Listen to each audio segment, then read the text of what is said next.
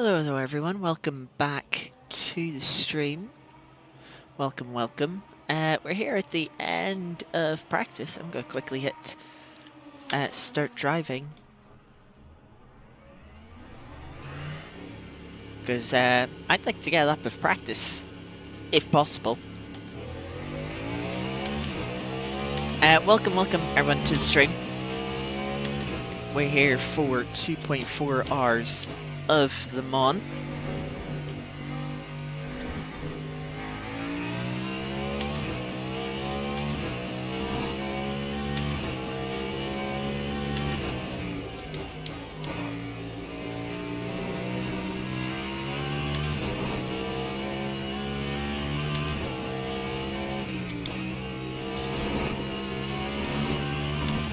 Now, for those that tuned in yesterday, you'll know I had a couple of internet issues. I got dropped from the server during qualifying. But I was able to rejoin the server, but unfortunately I wasn't able to continue stream. Oh, it doesn't look like we're going to get to finish a lap. Oh well, we'll go down to...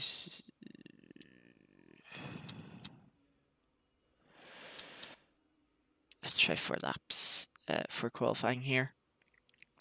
As I said, I haven't done any practice.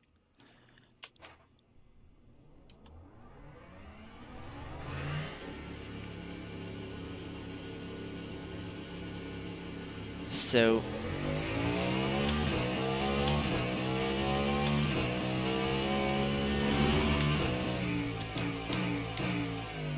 wanna get out here as soon as qualifying starts.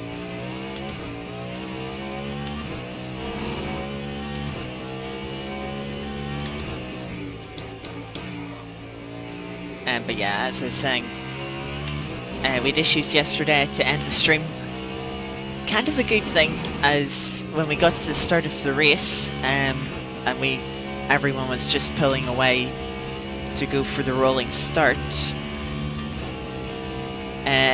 Everyone disappeared. For everyone.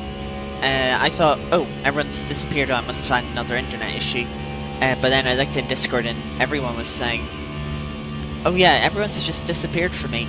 And I kind of realized at that point, oh yeah, I've not been booted in the server, I'm still in the server, but...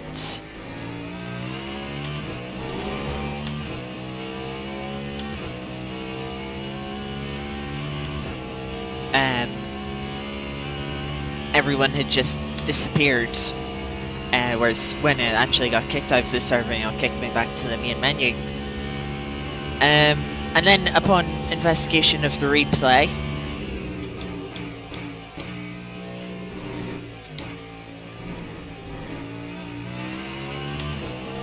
the Glicken house that was starting like 18th or 20th was going back to its planet is the best way to describe what happened. Just started flying into space by a second before everyone disconnected.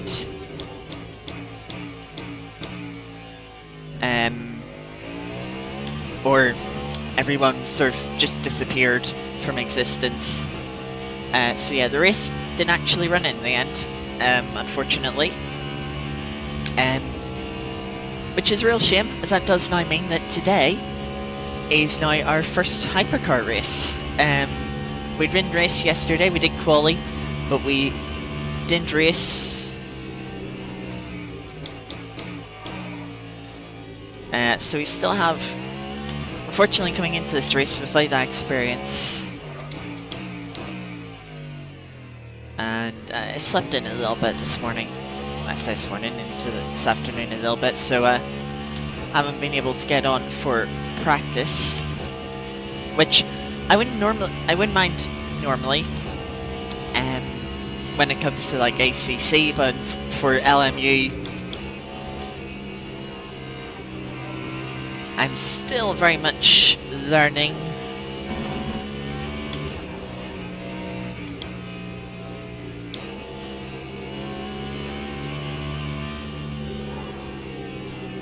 And as such, the practice is very much needed.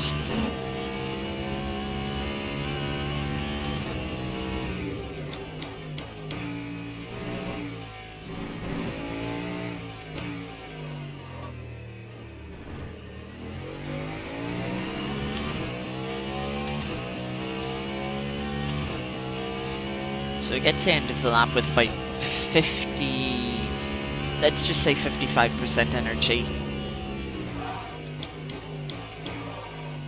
Careful with the tires, locking them, but luckily when we did our race around them on last week, it was in the LMP2 class.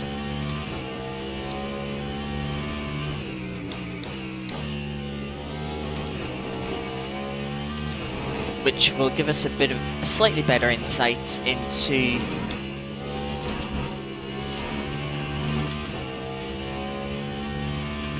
how the Hypercar will drive than if we were driving, let's say, the GT3.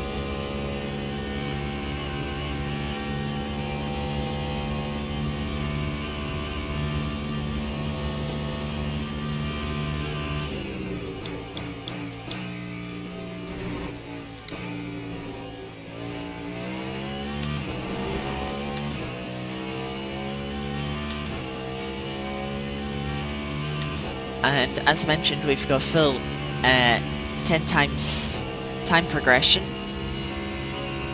I don't know if that is active for qualifying or if that just comes in for the race. But it does mean when we get to the race, it will be getting dark.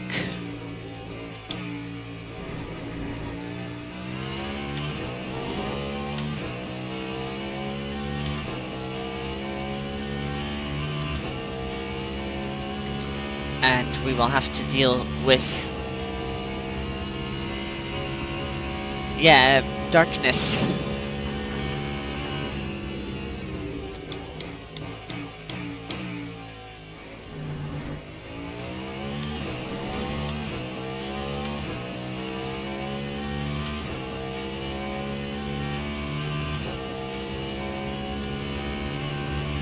Which will be interesting. We had a little bit of darkness at Spa. It was past sunset, but we weren't in the complete pitch black. Like we'll probably find ourselves in during this race.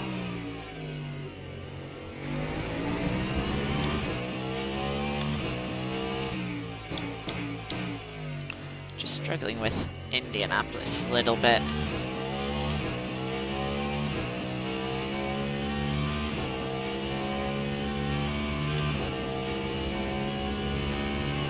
I'm looking at the tire wear in hindsight and I'm thinking maybe I should have just put enough fuel in for the entire session.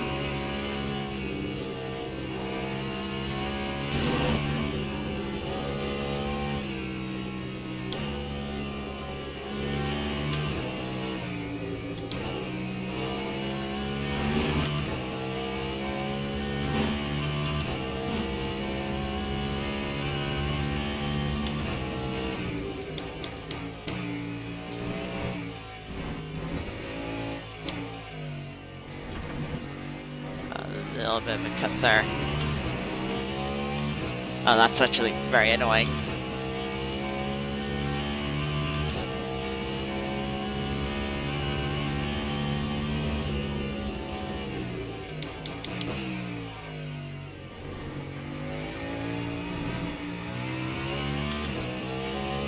Also, it seems like the 20 kilowatt map still uses up energy.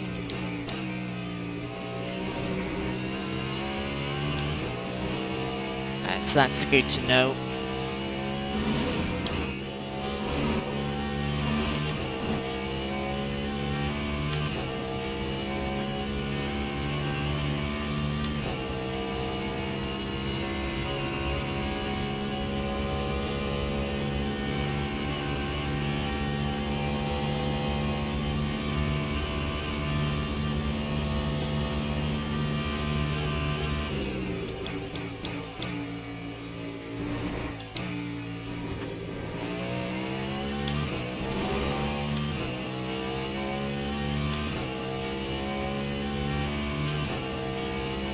Also looks like we're not gonna have quite enough fuel to go for a 4th lap here, which is good to know.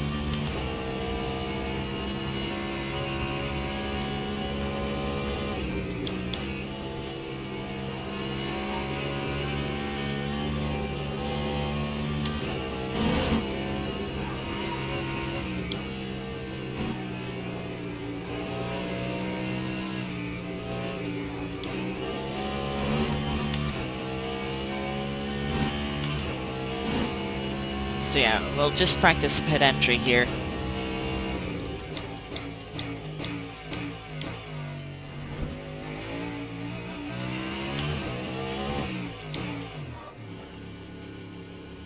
And yeah, we'll just pull over and put in a little bit more fuel. Tires. We also do have the option. I'm gonna try hards. No. On the left-hand side tires, because they were getting up to. They were getting a bit warmer.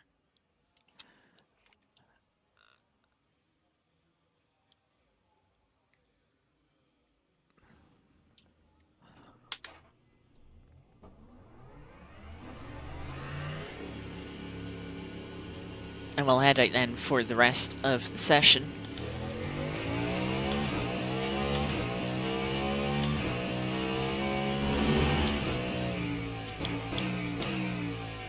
This time though, we will turn our motor map down instantly, and then we'll turn it up to 50 when we get to the start of our next lap.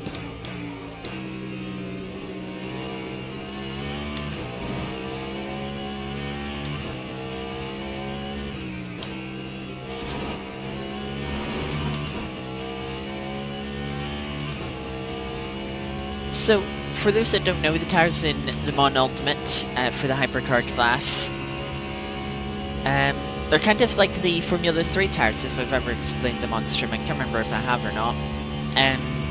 But in the sense of, they're not made like F1, where it's a case of, oh, you have to run 2 different compounds because, you know, one compound is meant to be faster but less durable, you know, and then the other compound is slower but more durable, it'll last longer. These tires are made to survive different conditions and different temperatures. So the soft tire is made for colder conditions, the medium in the middle, and then the harder for hotter conditions. Because of course, with endurance racing, you know, you can be starting in daylight, finishing in the middle of the night, and, you know, with that, the track temperature is going to change quite a lot, the ambient as well, of course. And so it means that the one tire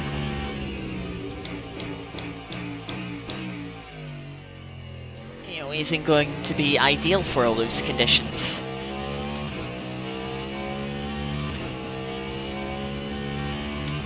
The nice thing is we get to mix and match when it comes to LMU.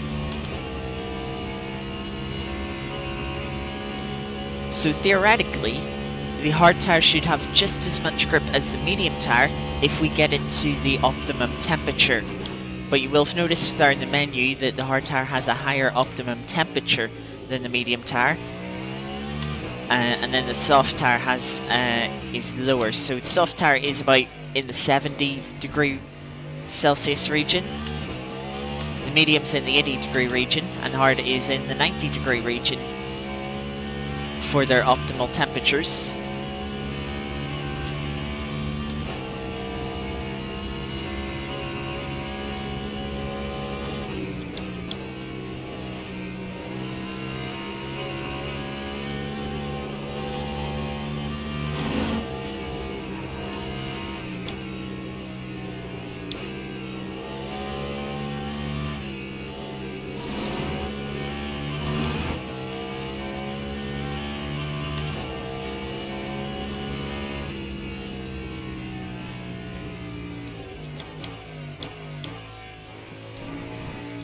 Right, get the motor map turned up.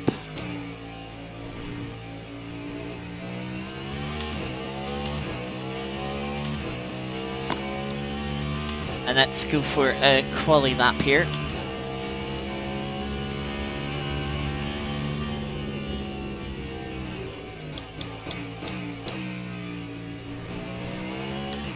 Still lifting a bit through turn 1 to try and help with the braking into the Dunlop chicane.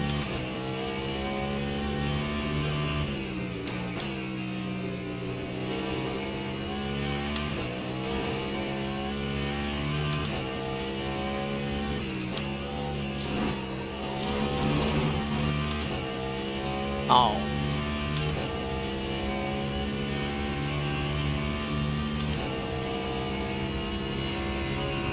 That's just a little bit too wide at Tetra Rouge, so unfortunately we're going to have to wait till next lap. So just turn down the motor map and we'll go again.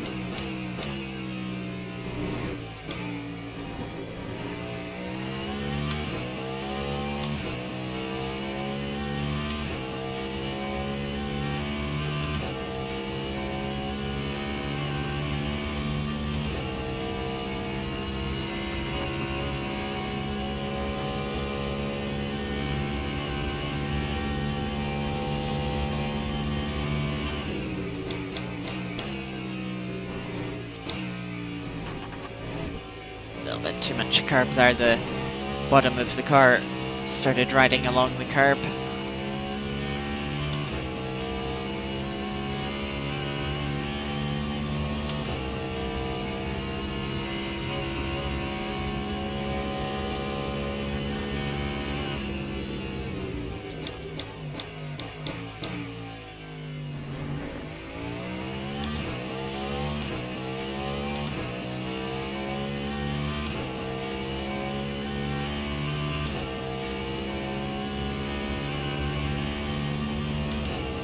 Just turning the motor off for now as we try and recharge the battery, make sure we don't run out of the battery during our final lap.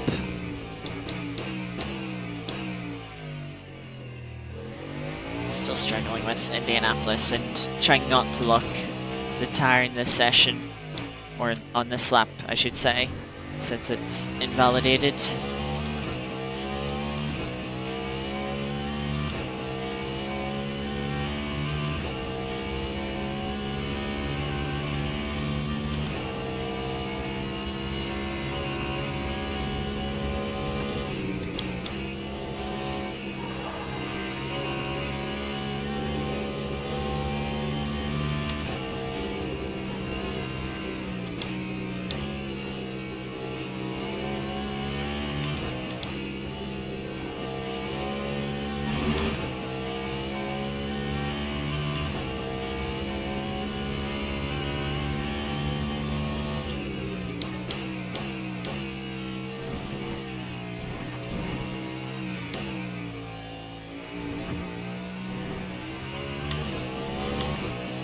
So one final lap, here we go.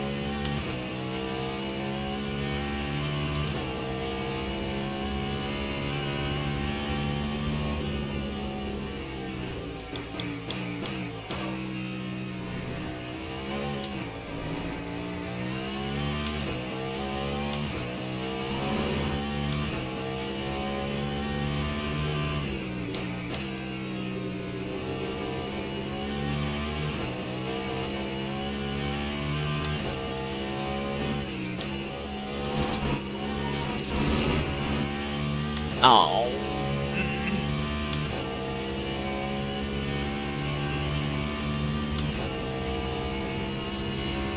Oh, that's so annoying. I got Tetra Rouge right on like the first lap or two, and then now I'm actually going for quali laps, can't get it right. I struggled with it a bit in the LMP2s, but I eventually got it down during the race.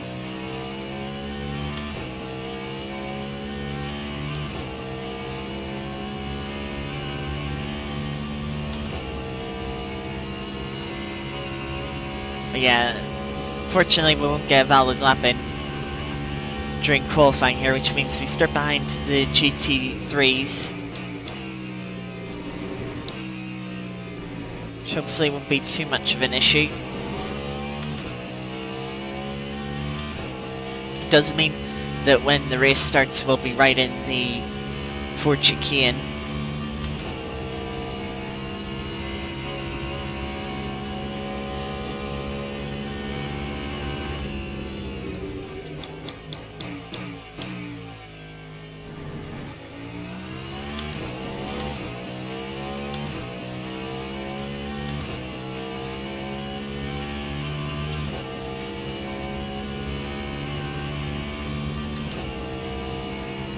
Look how quickly the battery's depleted here.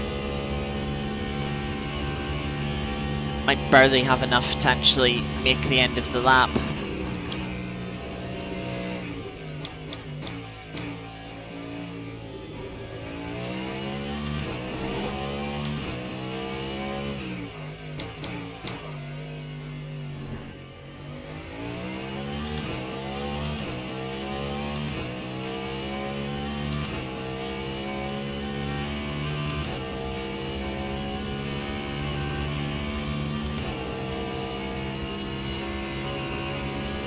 Yeah, down to 1%.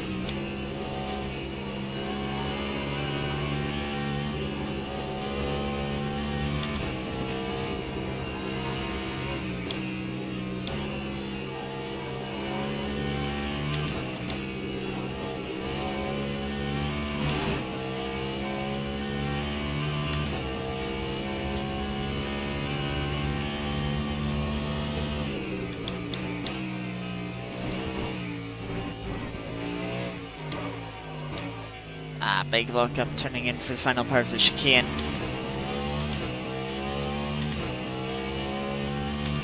That's good to note anyway. Learning.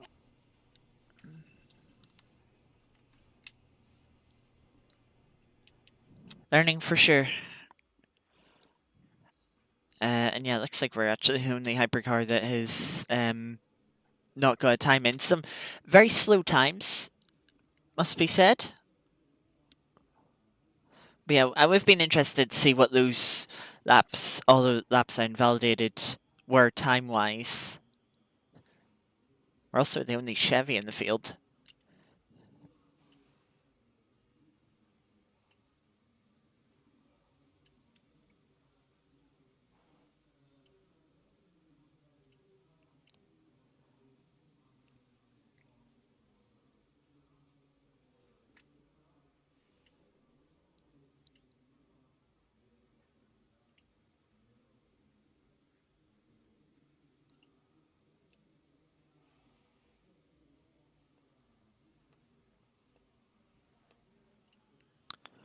I just need to pull something up.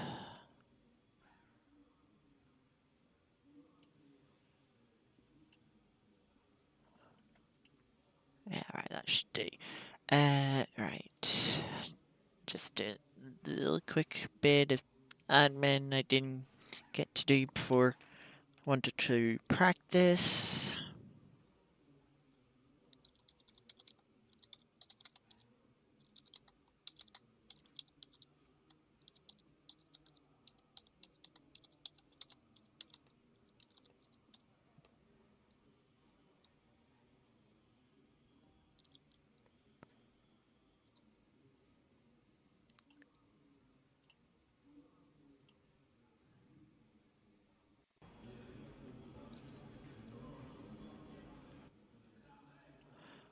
Okay, so car setup.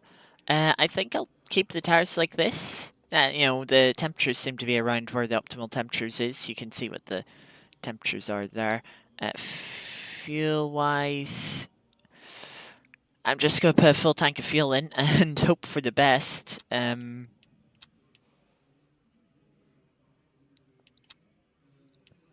going to turn that down to 20 kilowatts, though.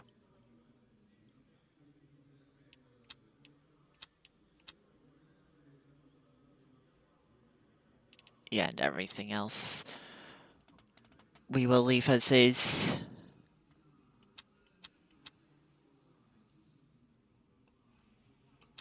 Apparently I'm in front of a couple of GT3s, so maybe they didn't get times in either. But yeah, we have 25 Hypercars, 29 GT3 cars to make up 54 car field.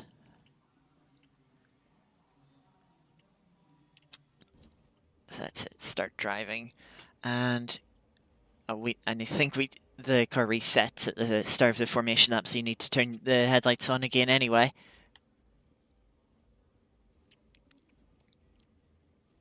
Formation lap has started.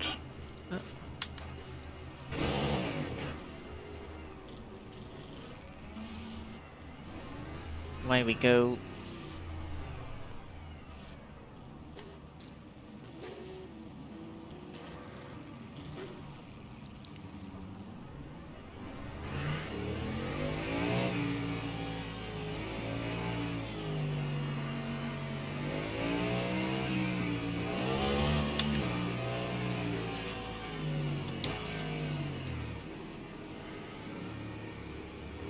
It's obviously the annoying thing being this far back is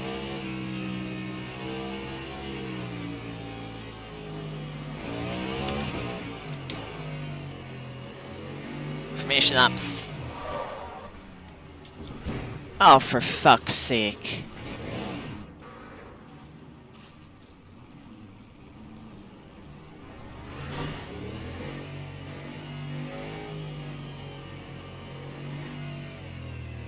I think that does count as damage. I'm not too sure though.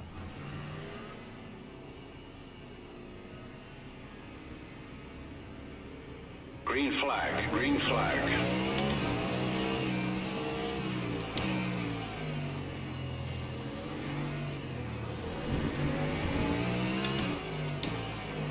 Oh, for fuck's sake!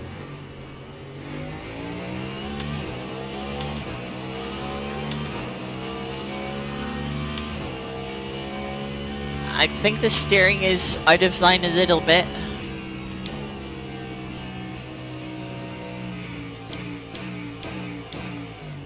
We've got a Hypercar, the power show facing the wrong way.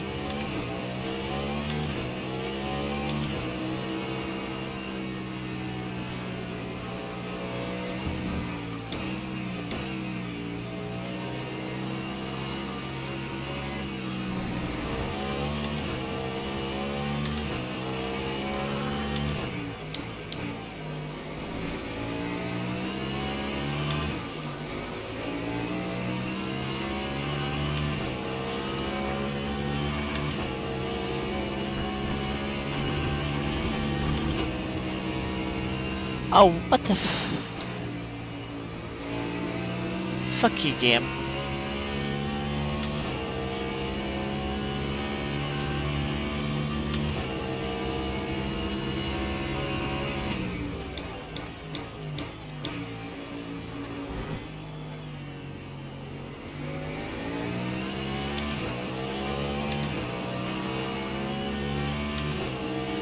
The steering is off center.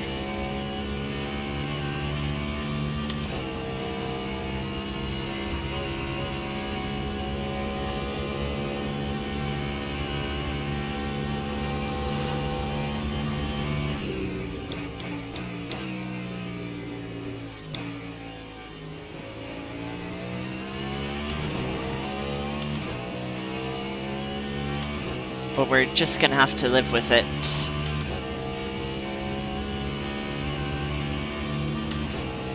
For this opening lap, welcome Jay Feather. I apologise for the absolute appalling standards of this race so far. Oh, there's a fry spinning into the wall.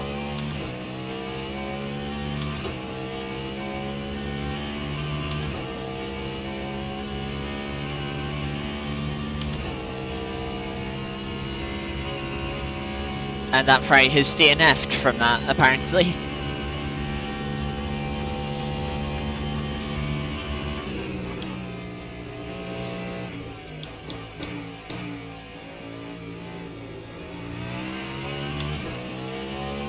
Catching up to BMW that seems to be struggling. They had a little trip through the gravel there.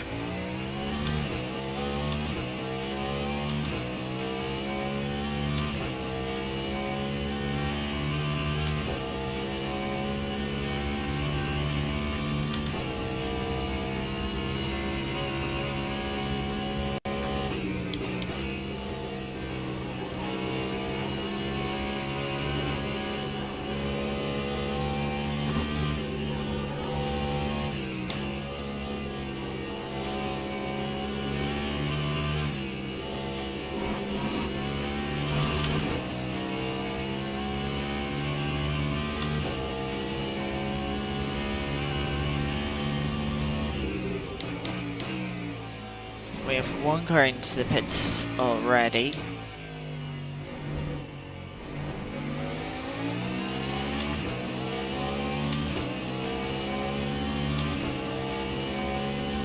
So we started 25th in class, we're up to 18th now with a couple of cars pitting.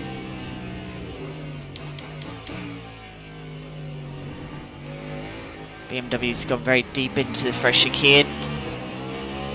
And we'll get an easy cut back.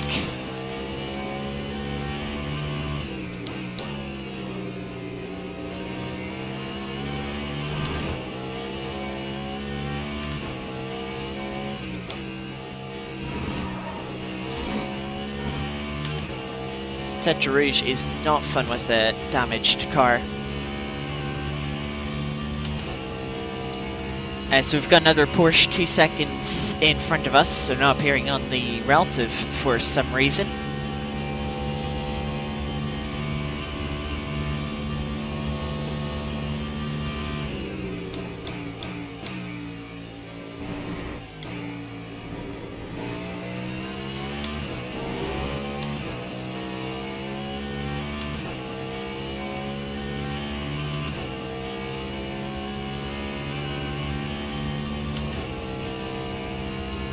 We can see the leading hypercars coming down into Mulsanne Straight on the mini-map. We've got a couple of lapped cars in front of them.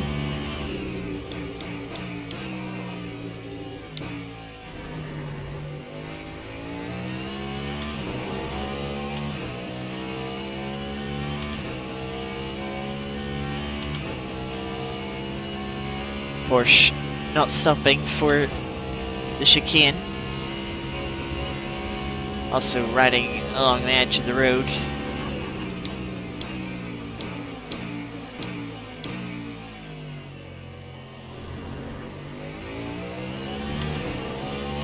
There was a brief yellow flag there, so just took it cautiously. Didn't want to absolutely dive bomb it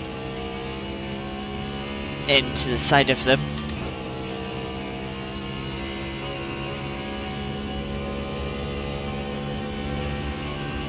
And yeah, we do have a car going slowly there. We should get them here.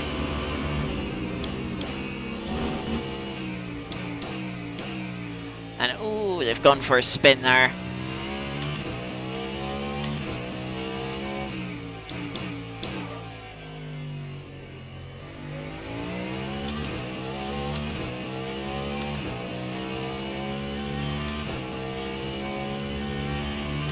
So now we have 10 seconds to catch up to the main pack of the Hypercars.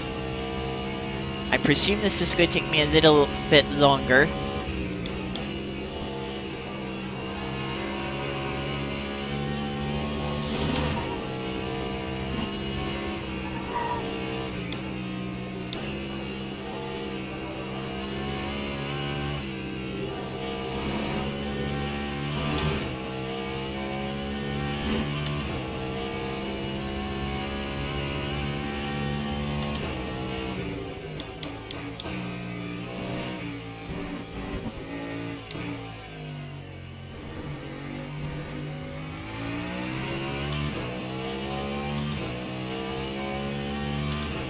.333.4 on that lap.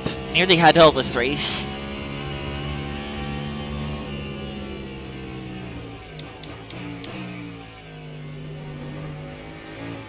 Got another yellow flag out. That looks like it was for the Ferrari behind us coming out of pit lane very slowly.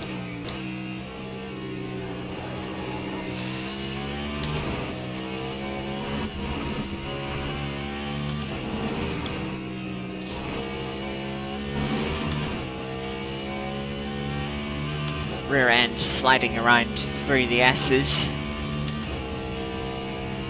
But we are catching up to the cars in front. You can see their last lap times. We were quicker.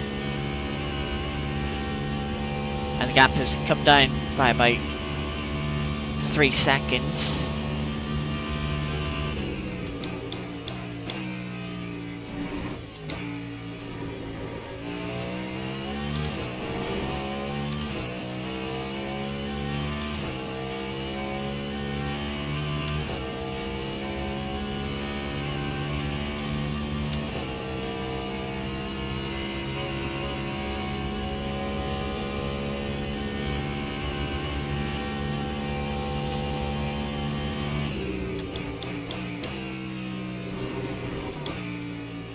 See the lockup that the Porsche had last lap.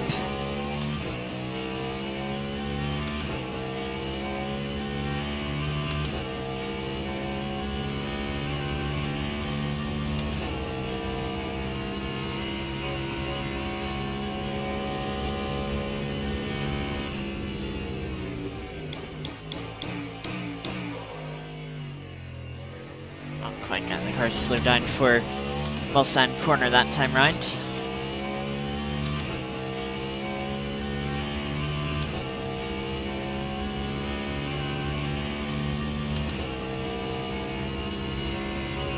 Hello, Fiona. We're only on the 3rd lap here.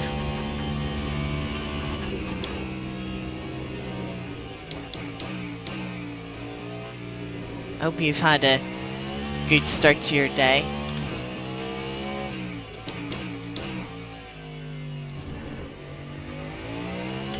No Peugeot colour, you disappointed. I'll race the Peugeot at some point. Promise.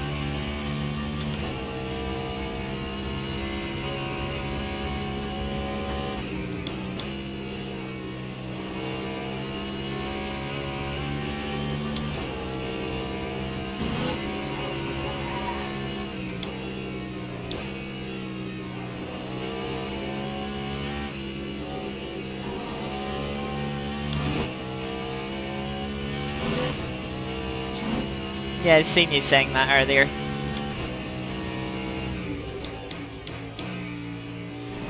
Did you fall back asleep or have you been awake since?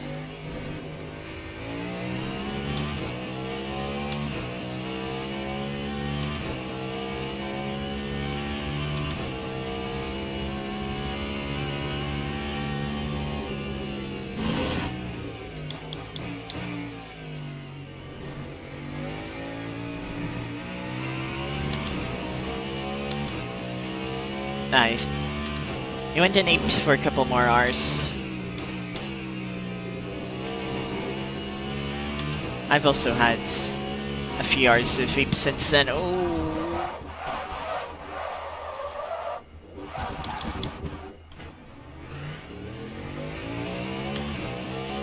That's a fun ride.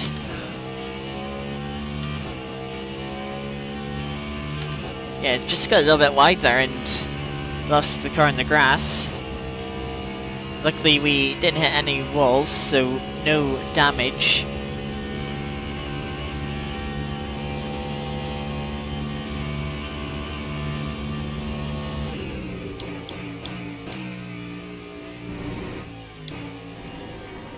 Yeah, the car's certainly not too healthy after the start of this race.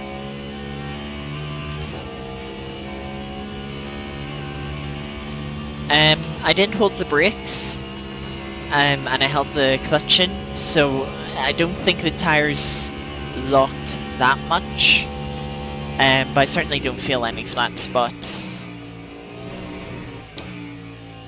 So I think we should be alright.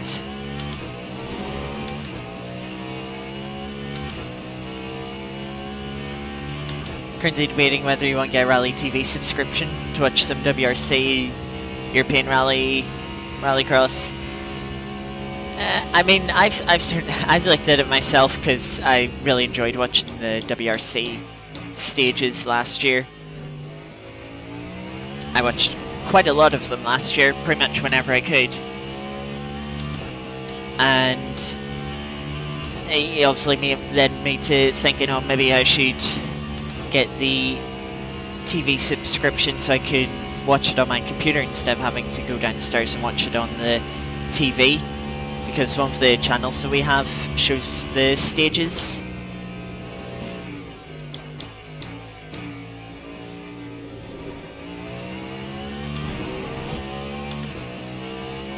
But I'm only really interested in watching the WRC, so the ERC, the Rallycross. Just I'm not fussed on the Rallycross anymore, and the ERC I just wouldn't have the time to watch as well as the WRC. It'd be like too many weekends.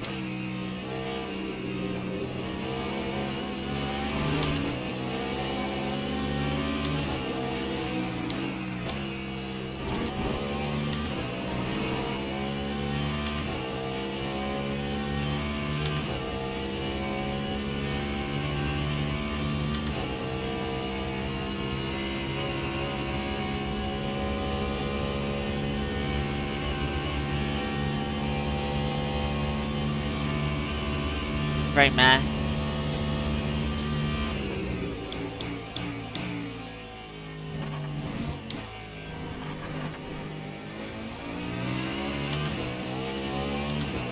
Aimed to be really slow there into that chicane, maybe lifting and coasting a bit.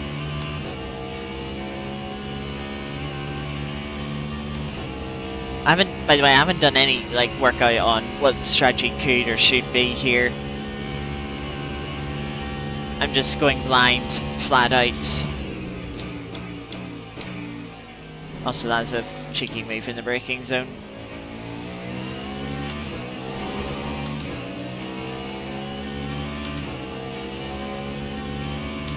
Just turning the motor map up a little bit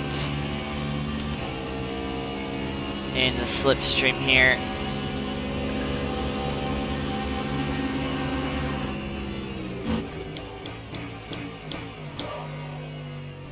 I hit a little bit of rear locking. suggested that the car wanted to turn into Mulsanne.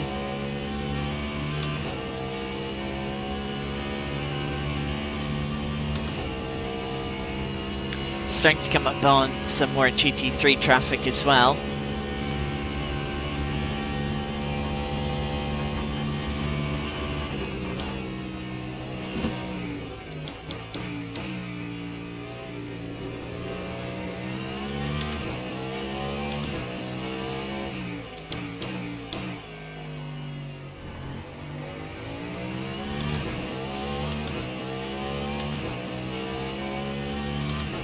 But yeah, as I said with Rally TV subscription, since it's just wanting to watch the WRC, it seemed a bit expensive. It's like 11 or 12 quid a month. As like, to watch,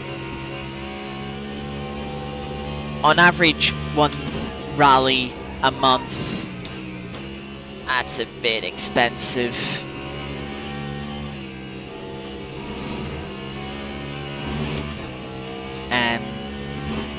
So yeah, decided, yeah, no, I don't want to waste the money on that.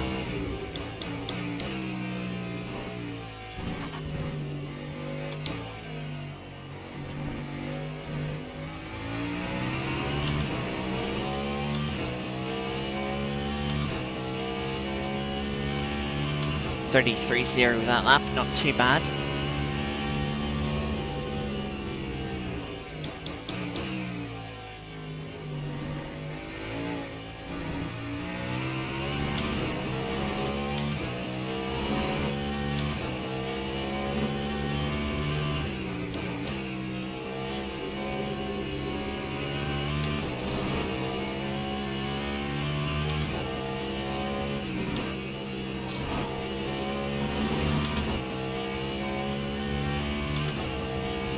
Good start to this up. How did the commentary go? Yesterday it was good fun. Very busy race, very chaotic, and it all kicked off in the final 10 minutes. I won't spoil it, as later on this evening I have to make highlights of the race. I'm not going to catch that BMW in time.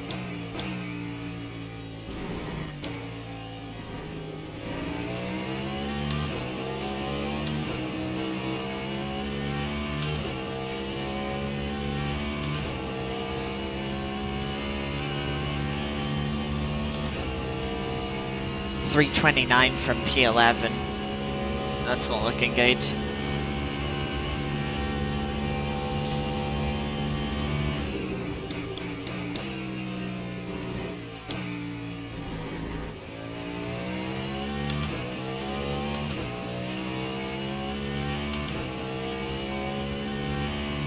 Ching through the battery 9. It's alright.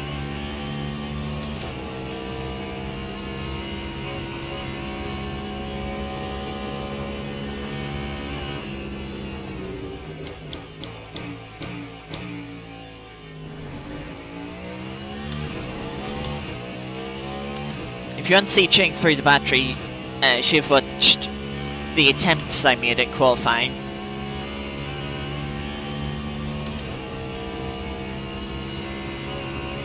We started the lap with about 90%, we finished with 0. I think we had like 5% from braking for the Ford chicane.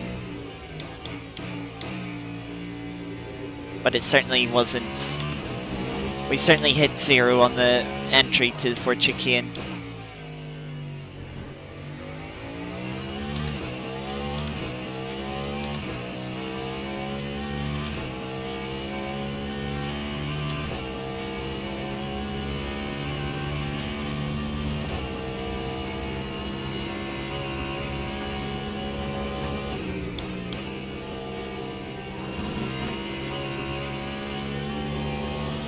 Despite the motor map, the highest motor map is 50 kilowatts, but the regen map is 170 kilowatts. But of course you spend a lot more time accelerating than you do braking.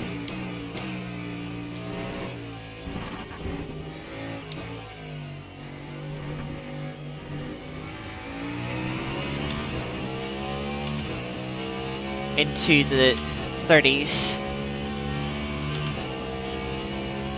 Certainly starting to find some pace now.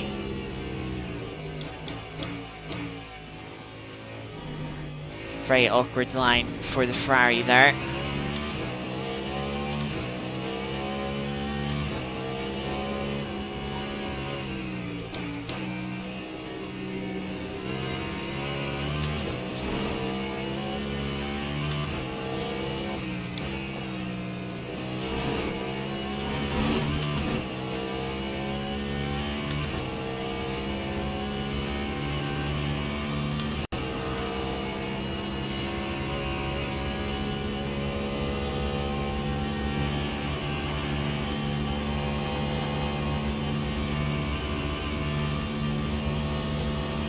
Well, the Ferrari went that way around the GT3. I moved over to give it the room because I was like, it'll be rude to box them in.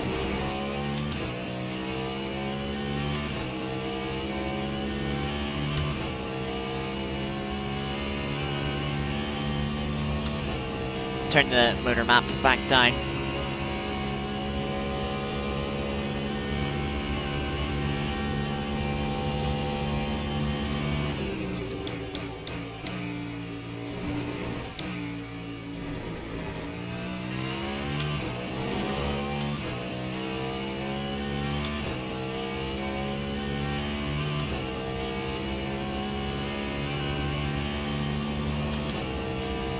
So now 20 seconds till the next car.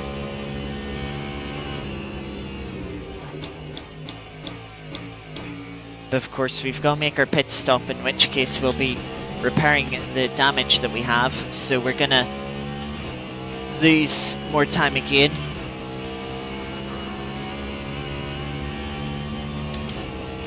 Seems like we could kind of end up a bit in no man's land between 12th and 14th.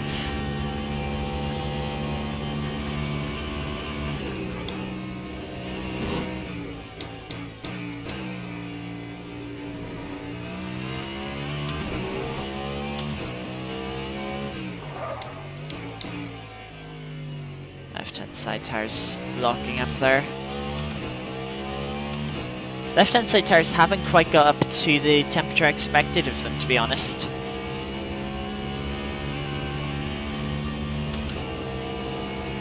Yeah, I know we definitely say the Mon Ultimate is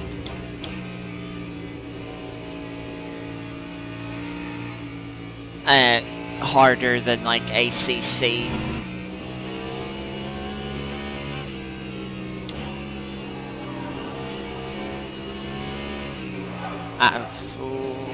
Yeah, maybe a mistake there.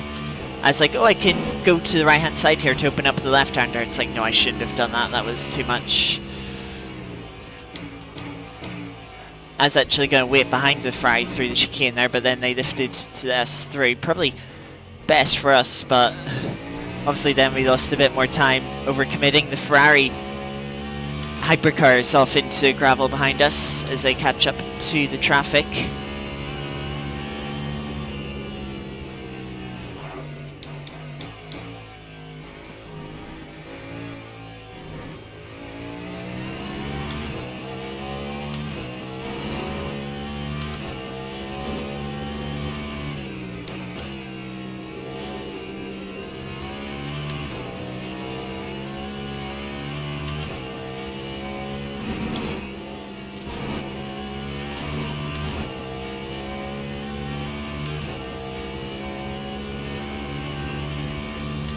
Clock says it's 12 o'clock.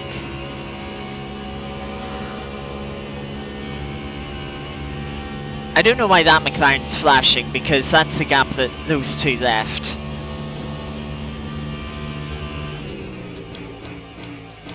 I didn't want to go down the middle, but that was the only place for me to go.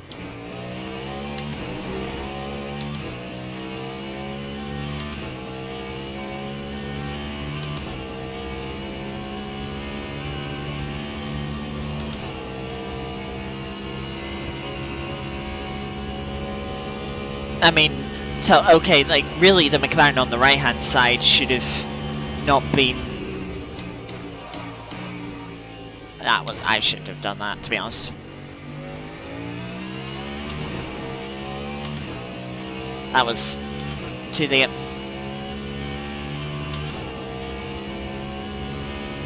Like that McLaren, you could see there, that McLaren saw me come in, it's like, right, I want to make sure I'm showing that I'm on the left-hand side. Rather than leaving half a gap open in case I was decided to go for it.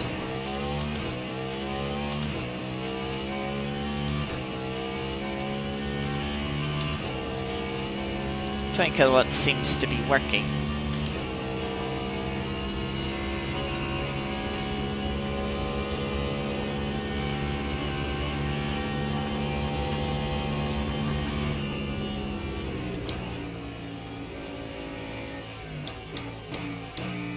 We have just under 4 laps, or we'll have just under 4 laps of fuel and energy when we get to the line. Makes me wonder if I want to just try and save to go one more lap.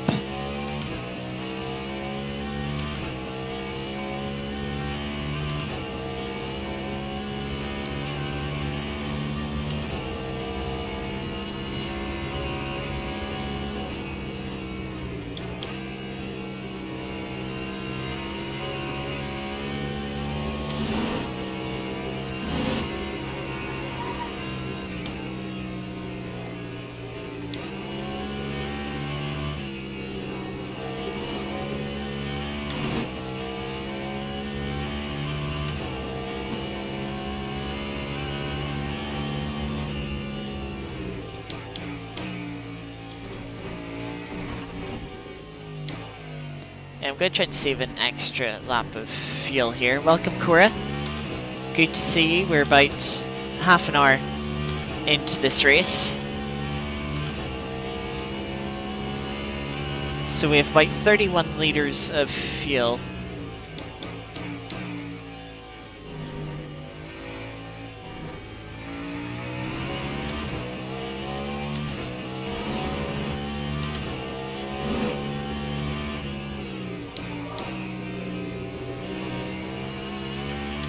Which is about 7.75 a lap.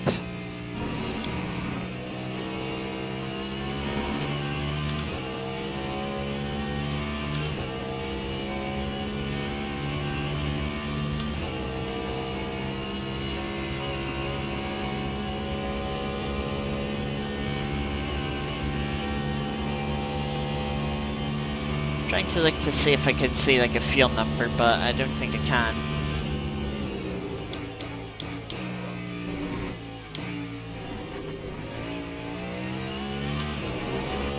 On the steering wheel, that is.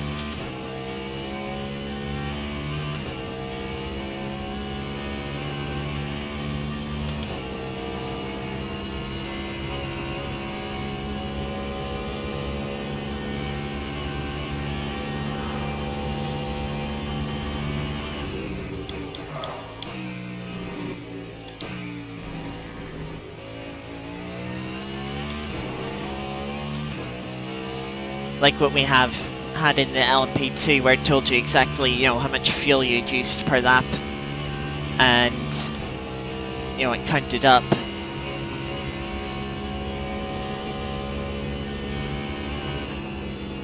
You know, as the lap went on.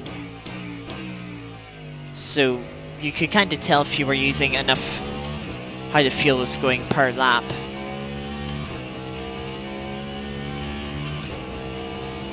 Okay, so I think at the top left of the yellow box shows you how much fuel you used in the previous lap.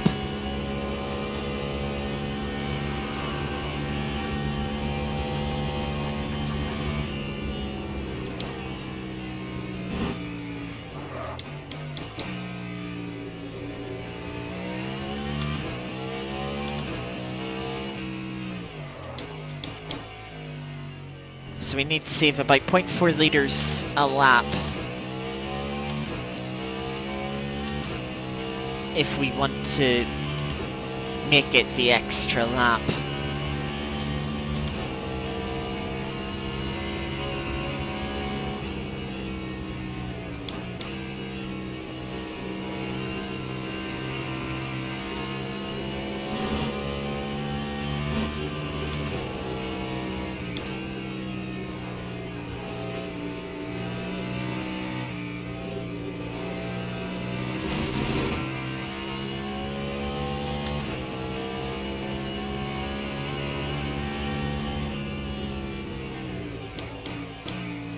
hate the drivers that move over to use the pit entry, because it's like, oh, you're pitting. Wait, you're not. Screw you.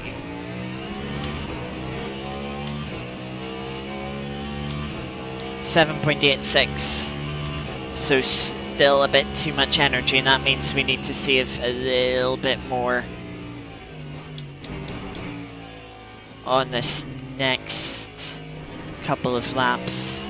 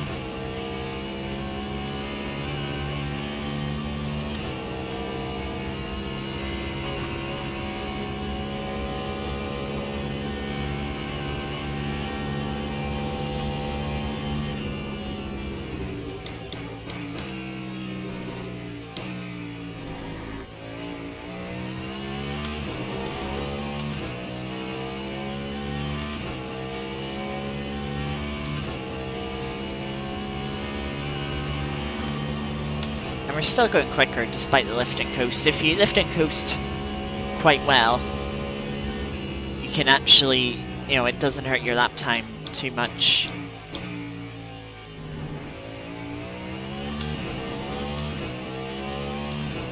We're closing into the cars in front.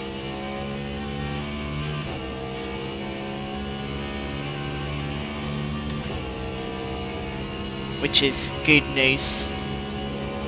One of those cars has pitted though, and is on a night lap.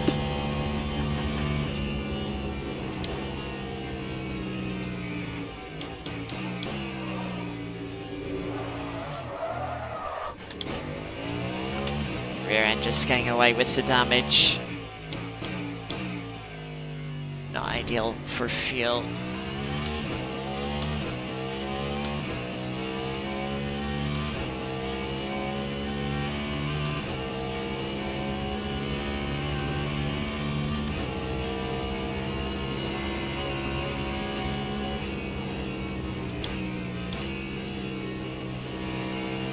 Car off in the gravel.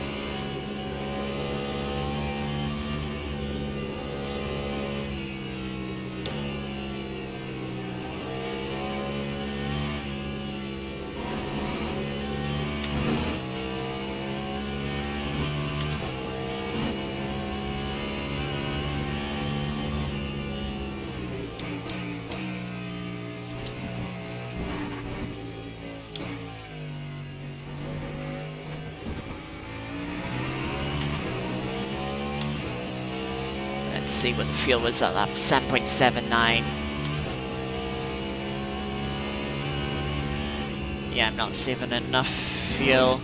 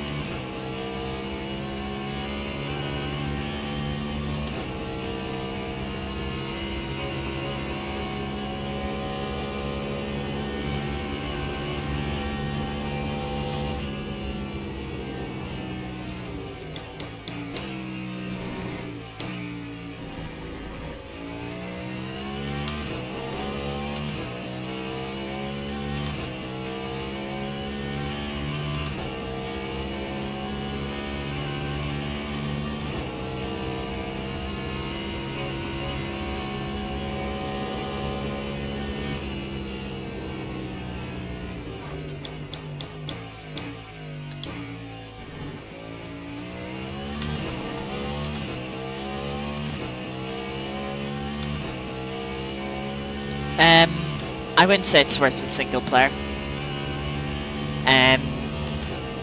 The AI aren't that great. I certainly haven't had... In the little bit of racing I've done with the AI, I haven't had fun with them.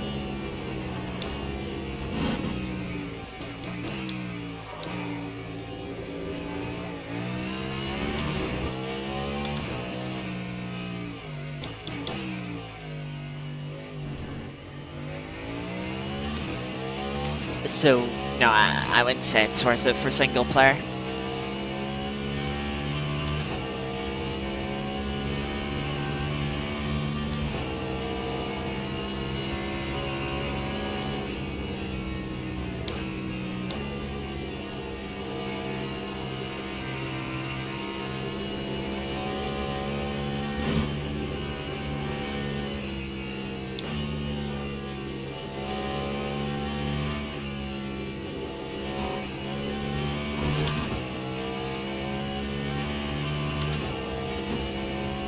So yeah, we should have one more lap here of fuel. One thing you'll have noticed is the battery has been depleting a little bit quicker, of course. By lifting and coasting, we're not braking as much. Oh yeah, we saved plenty of fuel that lap.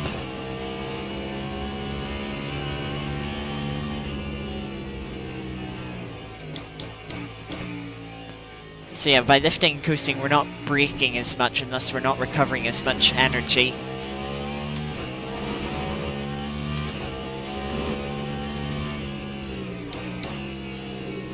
And thus the battery isn't, you know, not recovering energy, not charging the battery as much. Thus it is slowly depleting.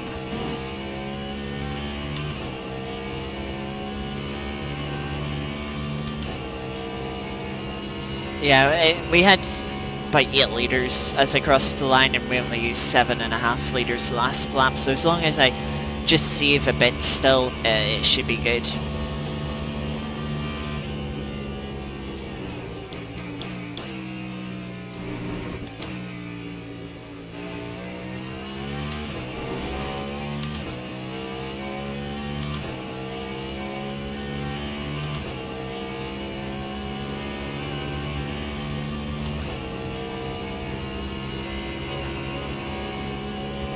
Clock still says 12 o'clock, which is baffling me.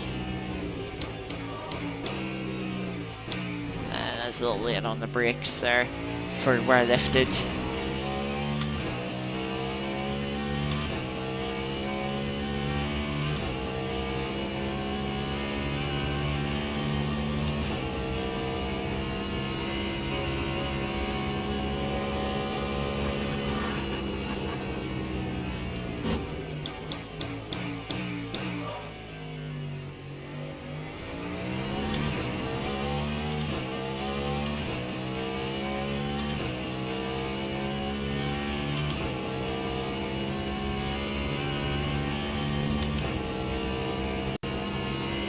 Also, I love the way in the steering wheel it does tell you your fuel level, but it doesn't tell you, but only it rounds it up to a whole number.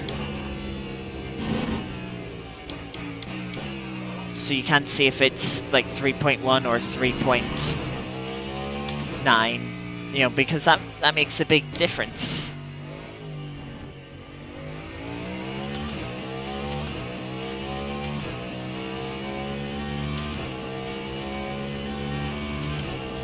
But yeah, we've got the pit stop set up.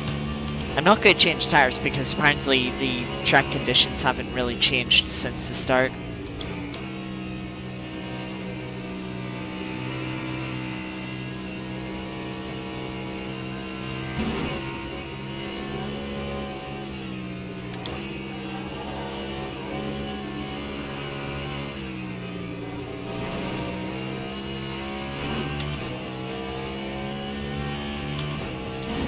Putting so much trust in the GT there. Or the GT3, sorry.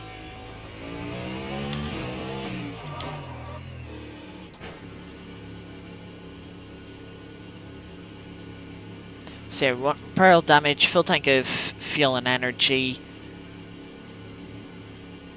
But no tyres, since the tyres are in good state.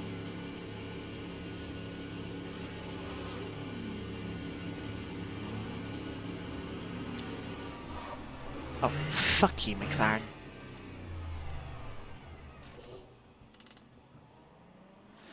So yeah, damage is 29 seconds. Oh, that's frustrating.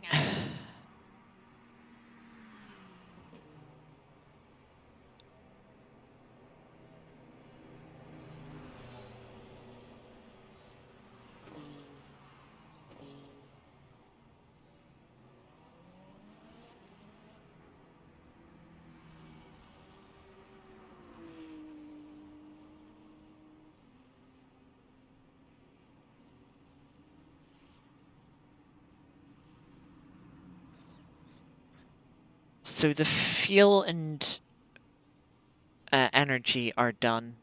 Just waiting on the damage.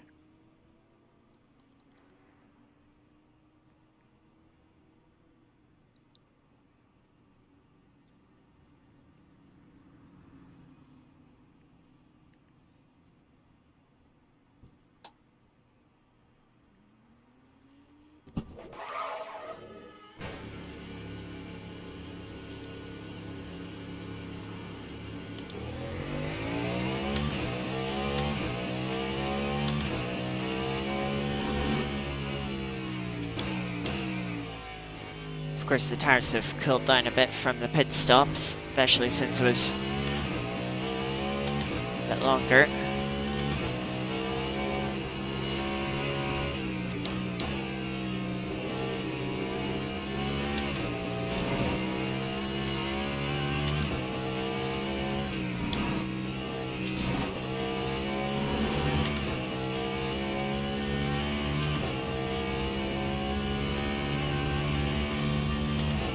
We shouldn't have to save as much energy this stint, as we've come out still in 12th place.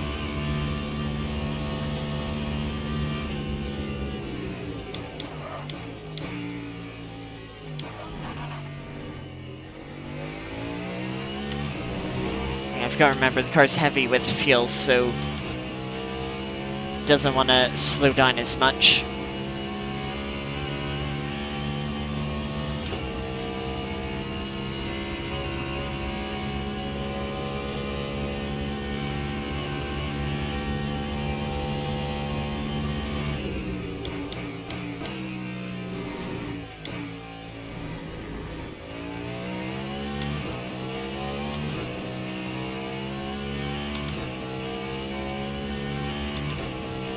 Yeah, I don't believe 13 laps. We only did 12 laps in the first stint, and that was with a little bit of fuel save, so I think it'll be about that much again.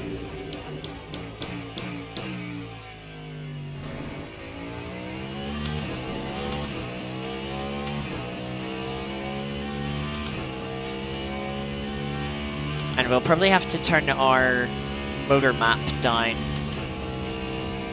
just because the battery is getting close to empty.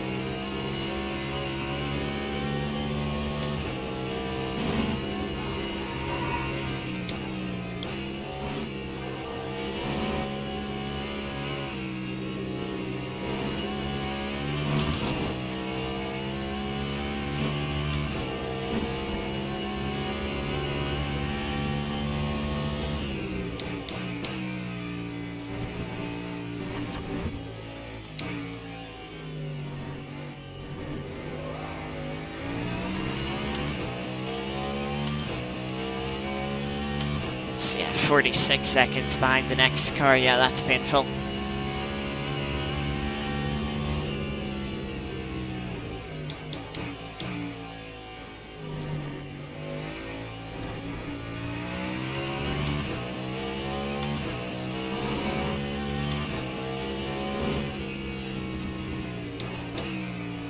Okay, I don't know what that Ferrari's doing, but that's not helpful.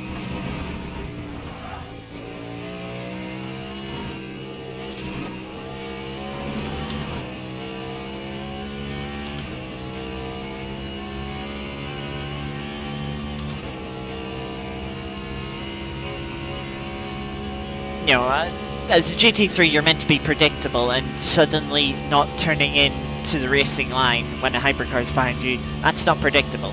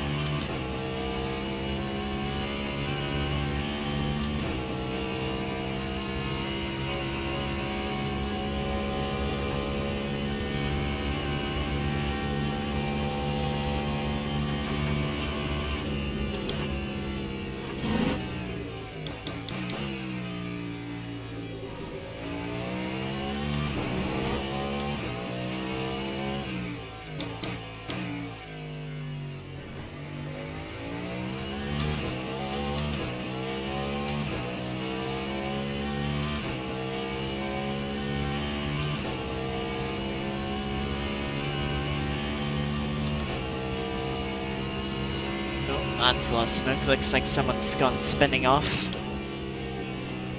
which they have.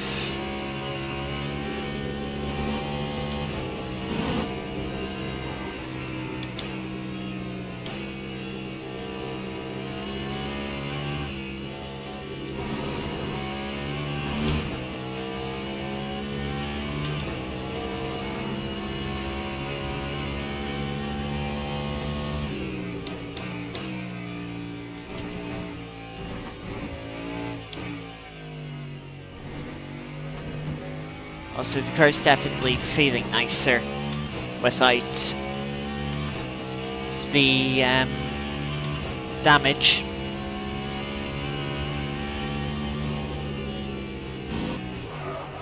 Oh, I just locked the rears up.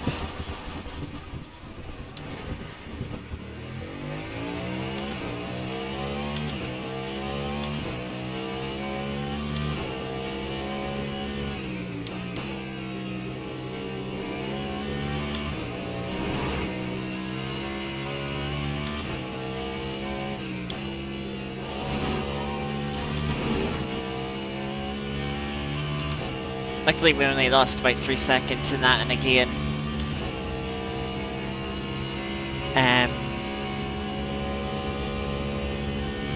haven't flat spotted the tires, which is good.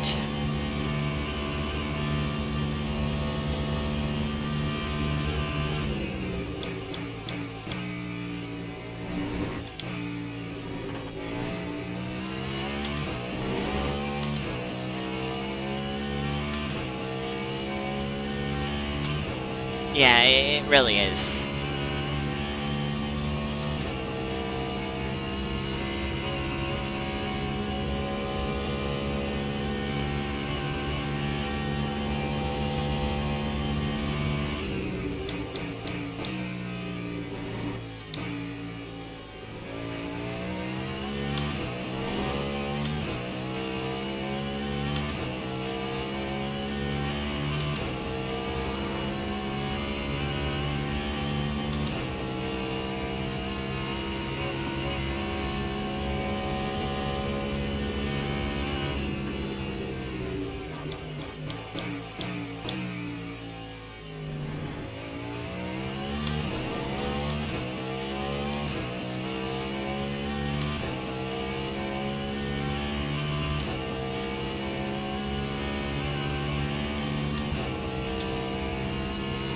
Yeah, I was a little worried about it too, but you just gotta trust the cars that they've seen you, they've seen the blue flag.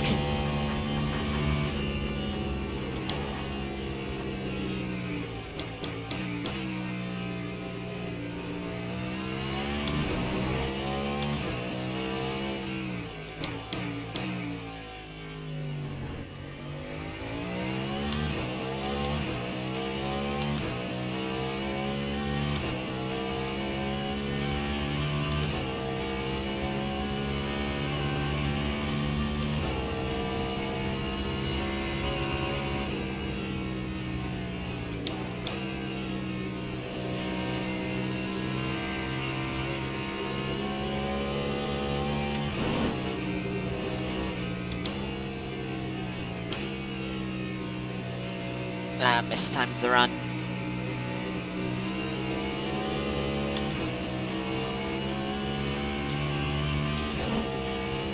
Caught the BMW at the worst possible point there.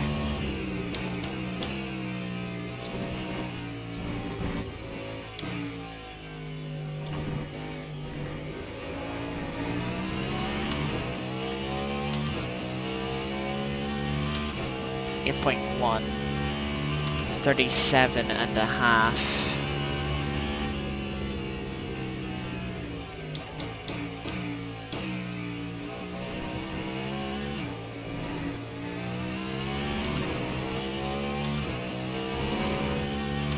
Looks like we can't just run flat out.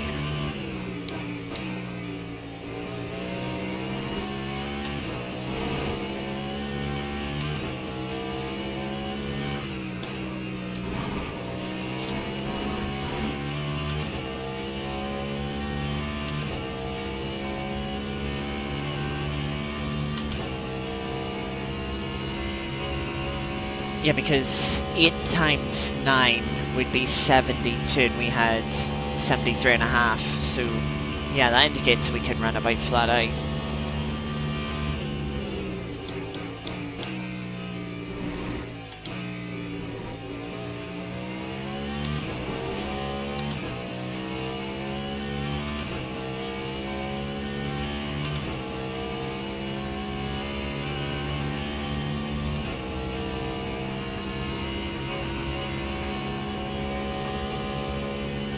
P10 is all the way at Indianapolis.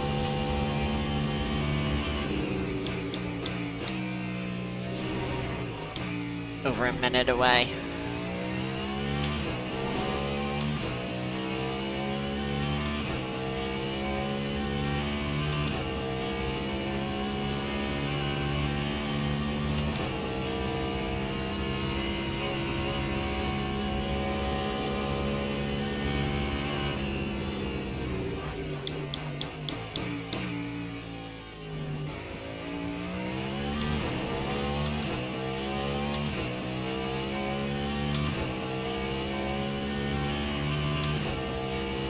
We're increasing the gap to the cars behind, which, yeah, it's just putting us a little further and further into no man's land, unfortunately.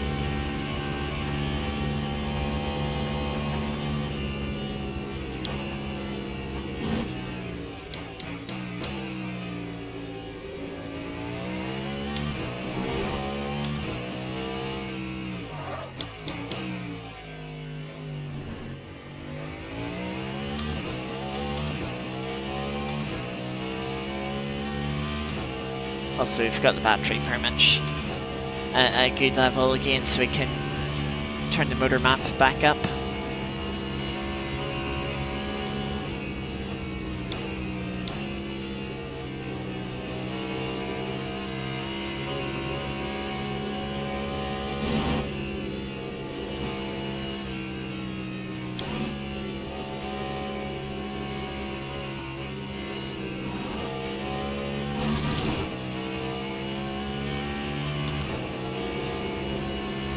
Racing line, you plonker.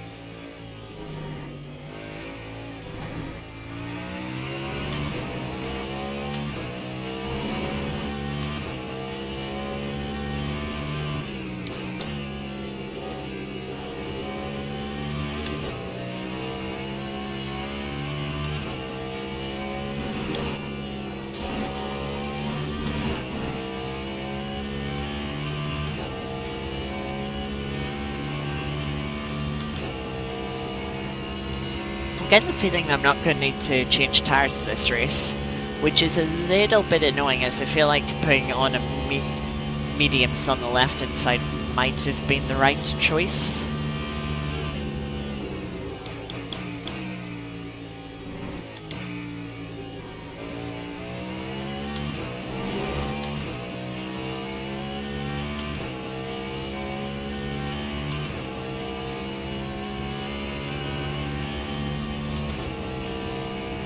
Also, I'm still waiting to see this 10 times time progression that they advertised.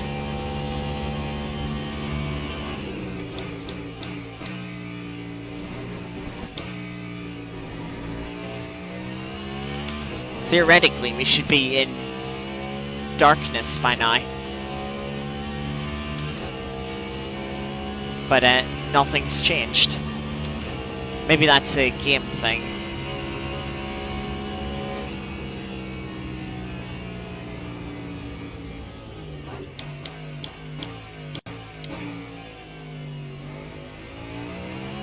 Very awkward timing to catch that Ferrari, and we seem to have scared them into the gravel.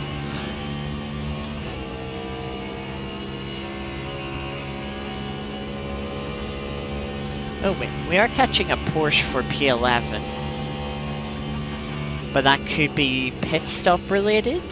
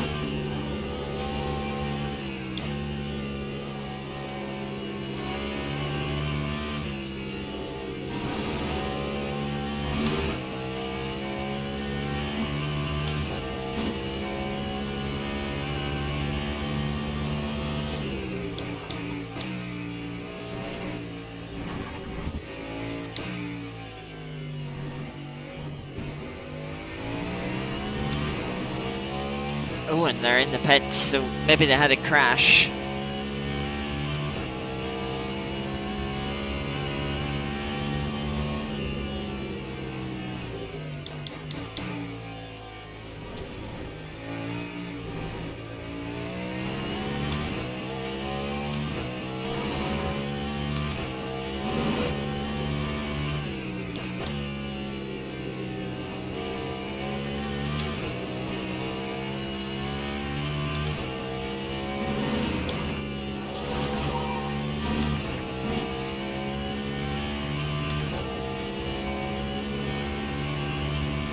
You're also much closer to the BMW for P10. So maybe that's a gap that we can close down over the remaining 80 odd minutes.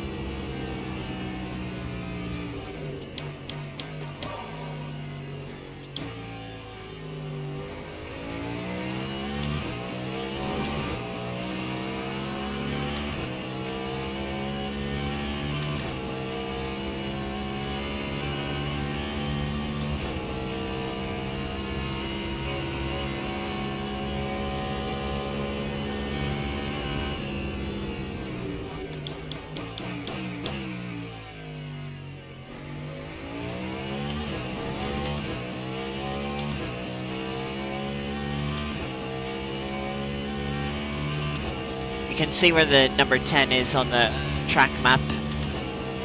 They've got a nice bit of clear track position going into the Porsche cars at the moment. We've got a few GT3 cars in front of us that when we pass should hopefully let us see what times the BMW is doing. That's if they haven't caught a few more GT3s.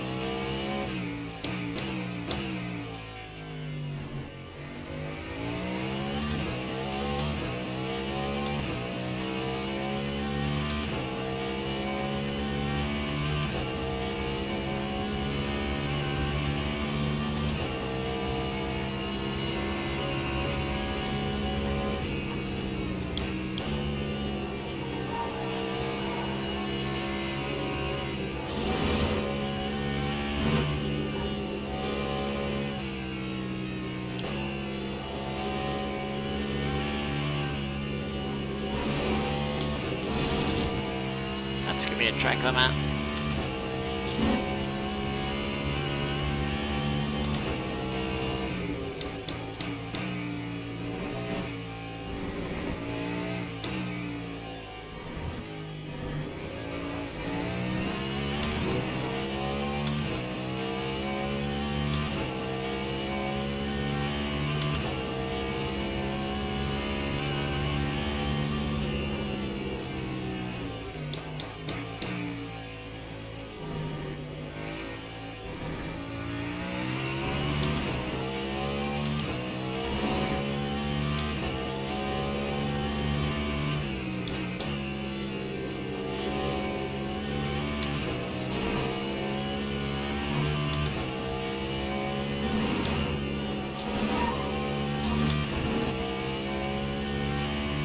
This is the battle for the lead in GT3.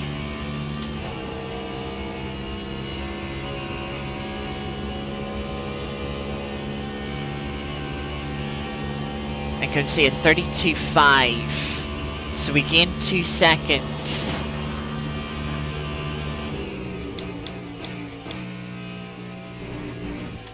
On the BMW last lap.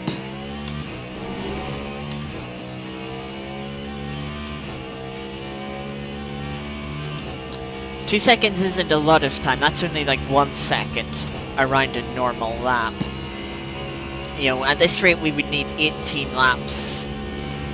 Which, I don't know how many laps we have left in the race, to be honest with you. I might be able to work it out in a moment.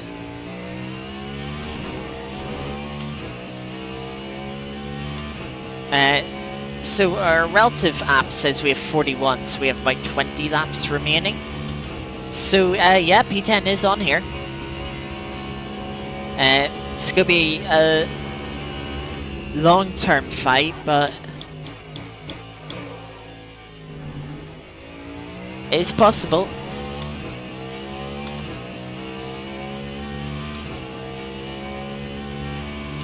Remember, there will be at least one more round of pit stops. Maybe a splash and dash as well.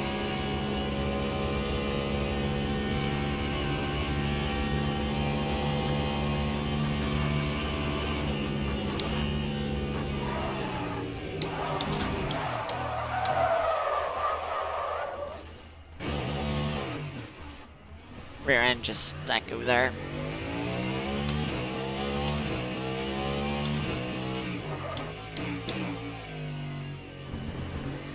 At least we didn't collect the wall that time, like we did in the LMP2 race last week.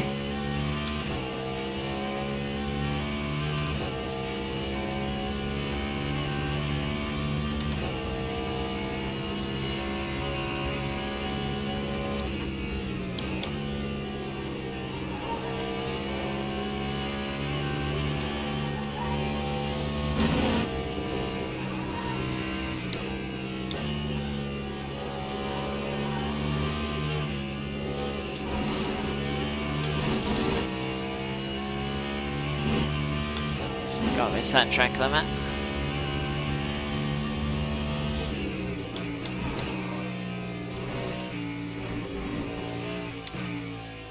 Hypercar's so much better through this final chicane.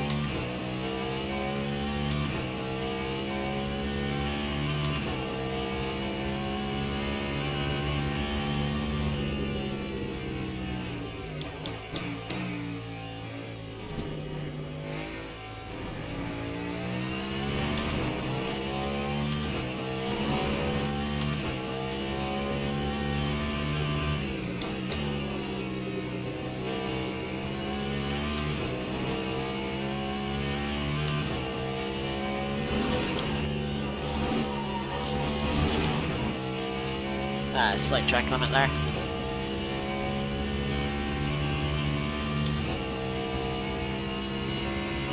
But yeah, we lost about 3.5 seconds last lap instead of making up at least a second. Also, we pitted on the same lap for our first pit stop.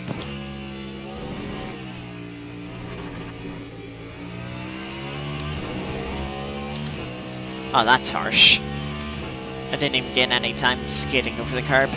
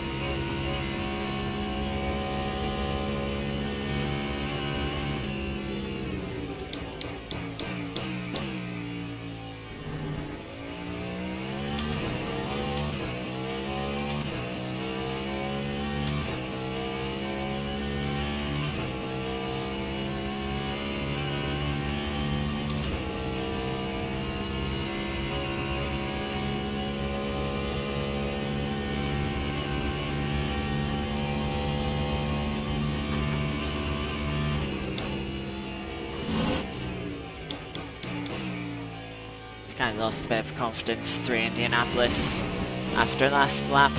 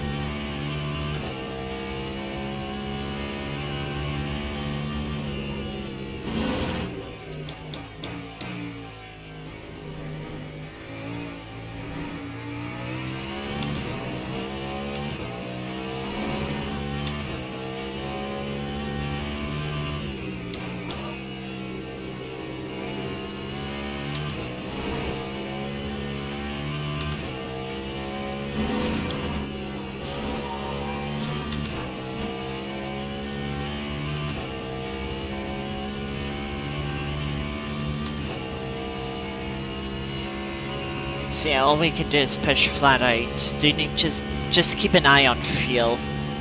8.2 is quite a bit and might not see us to the pit stop exactly.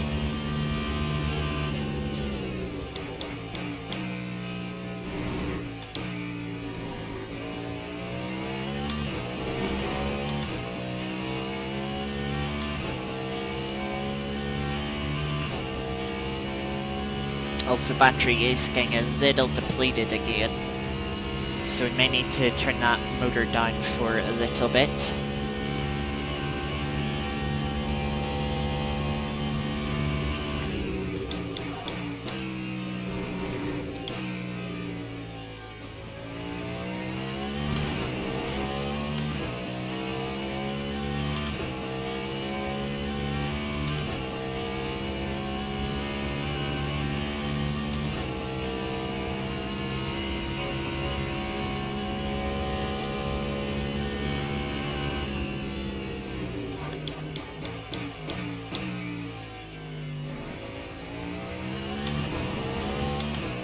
Going for a trip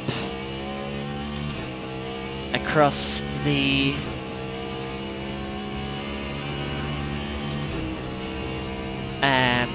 gravel. Loses him a place to the BMW. I was a little bit worried there the BMW was going to come across.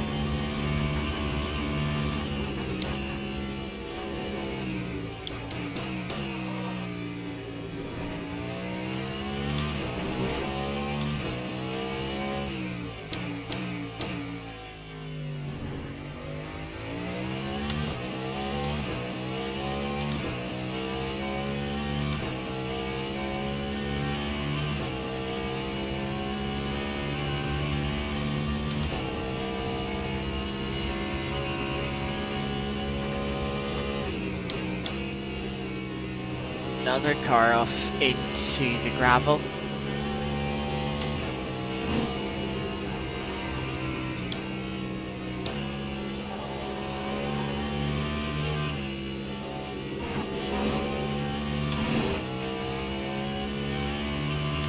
See if Ferrari is in the pits. That's a little early.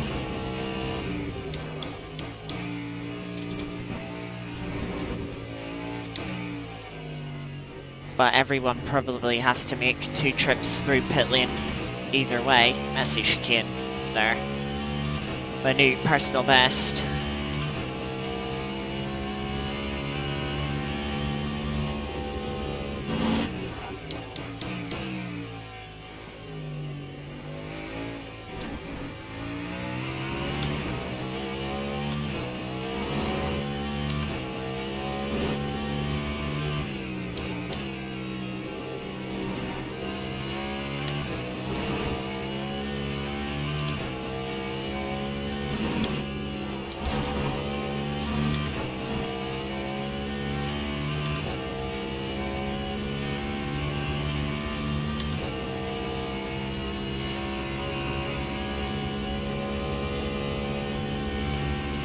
Fortunately, we've got some GT3 traffic between us and the BMW in front, so we can't see what their last lap time was.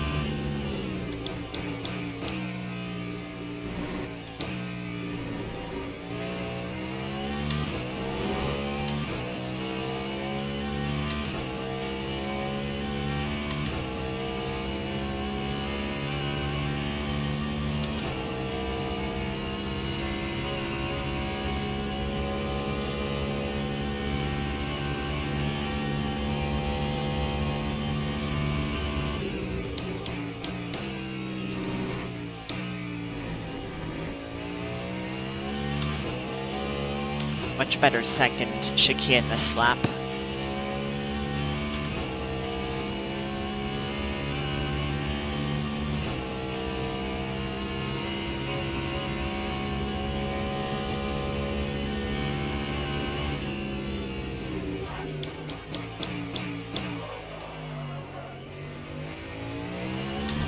Little bit of rear locking there.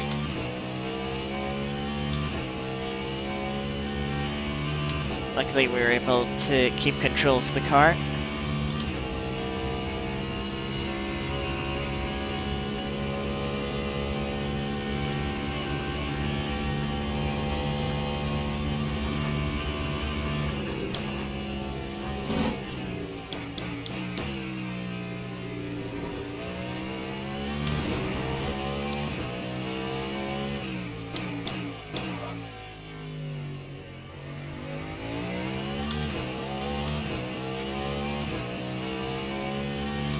Looks like we're gonna catch GT3 traffic in the Porsche curves.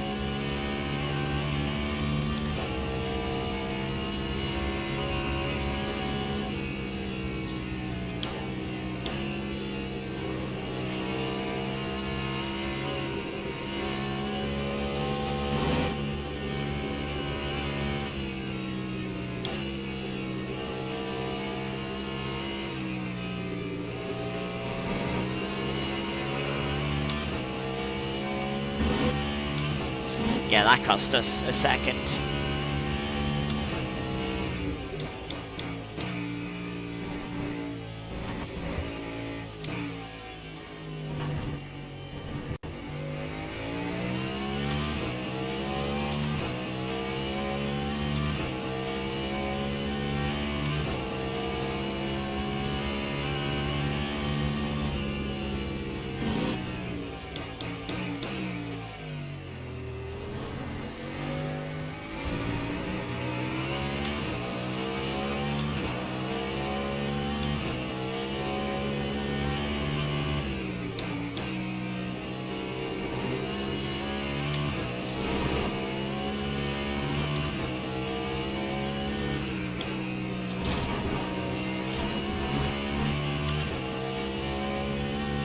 There's another second from GT3 traffic.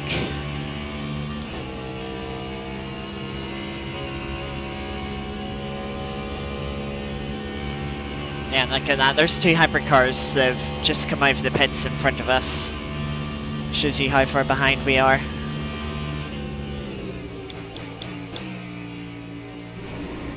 From the main pack.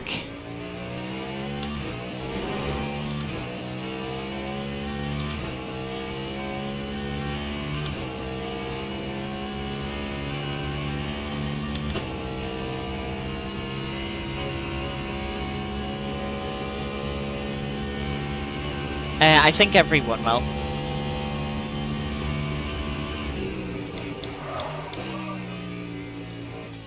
As a lockup. Yeah, I think everyone will. It's just that those people that are going a lap longer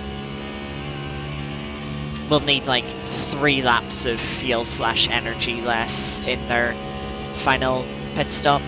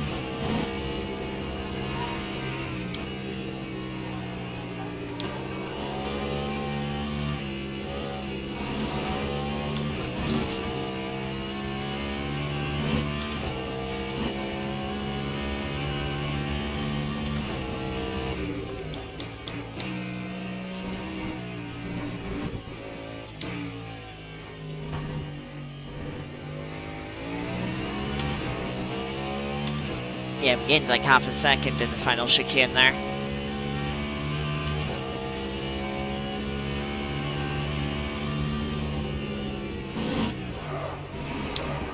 Again, why?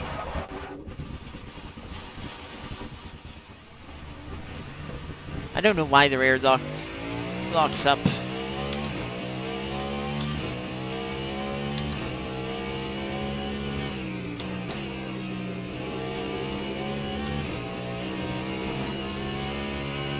Like, it's been so inconsistent.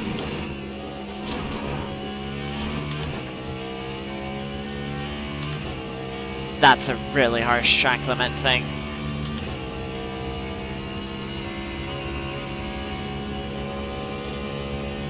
I mean, the brake bias is fine everywhere else, and it's fine like 9 out of 10 laps, but that 1 in 10 laps, it's like, no, this lap you're gonna have a lock.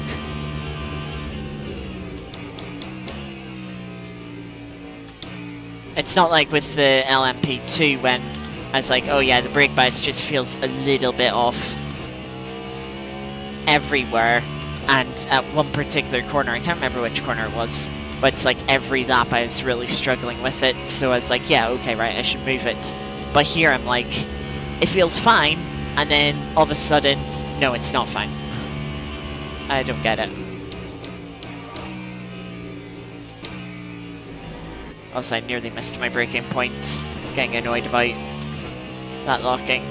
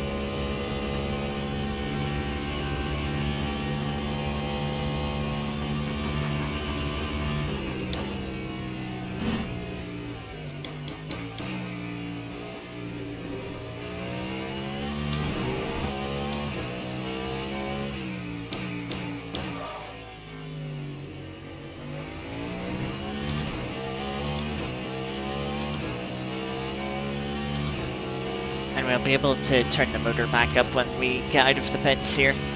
Pit stop. Yeah, same as last time, full fuel.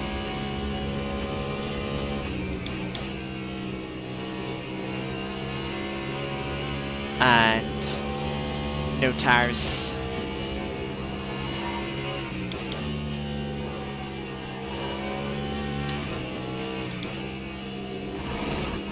That's a little bit of a cut.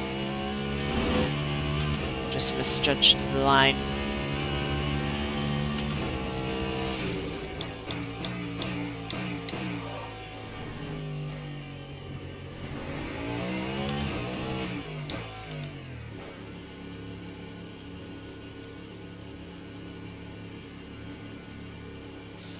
Oh yeah, this one should be much quicker. Also, look at that, 0.3 liters of fuel.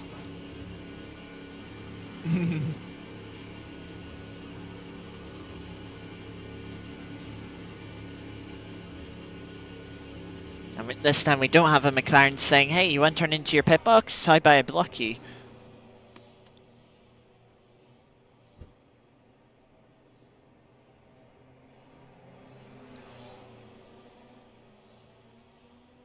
I think that might be the BMW we're chasing there that's just leaving the pits now. It is. Yeah, that's the BMW we're trying to chase down that's just left. And we've still got like... We still had like 30-ish seconds on our pit thing.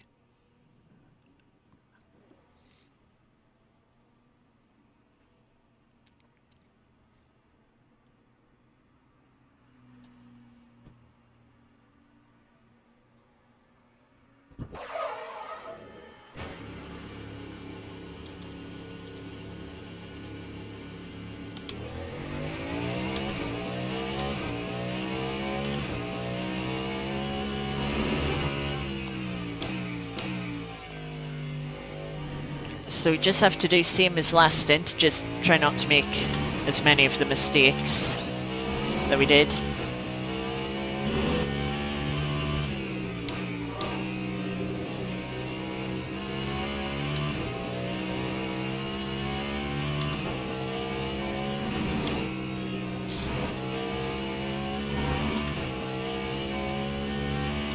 We'll definitely need to pit before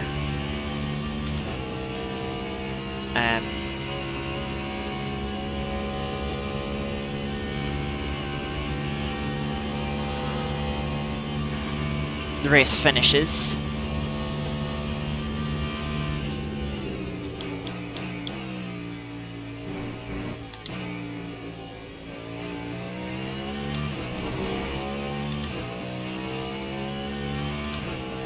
And we do just need to be a little careful of fuel. While theoretically we're using like 8 litres a lap and we have 98 litres, you know, theoretically we should have 2 litres left, but we are actually using like 8.1, 8.2. And we only have so much extra fuel that we can sort of burn into.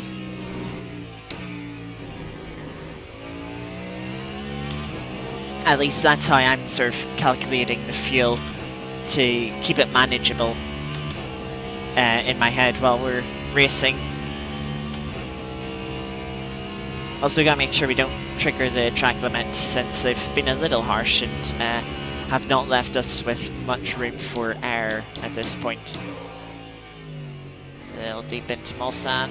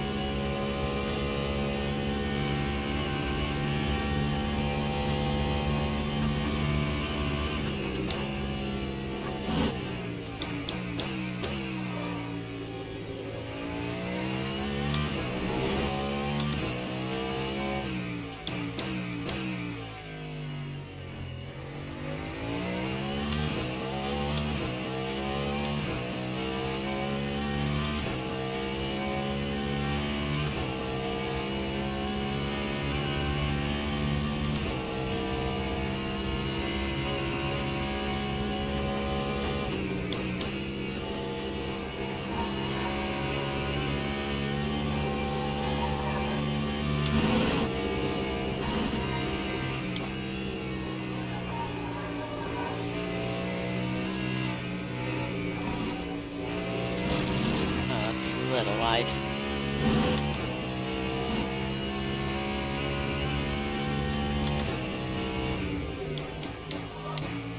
Tire's actually overheating a little bit. Luckily the hypercar we were coming up to lap is taken to pit lane.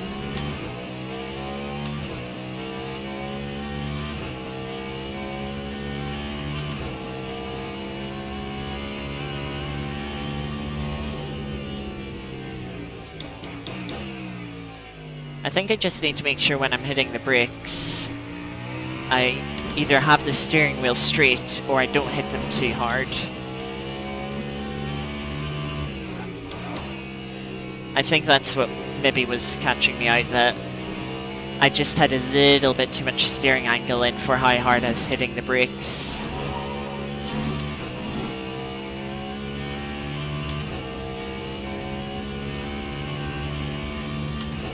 So we can see on the out lap, we gained 1 second on P10. The gap is about 32 seconds.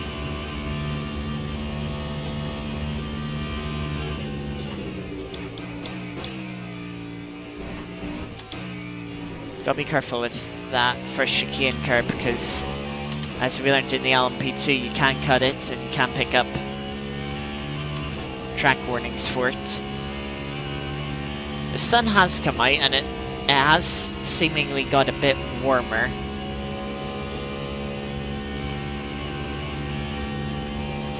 Which I don't know if that's a good thing for us or not.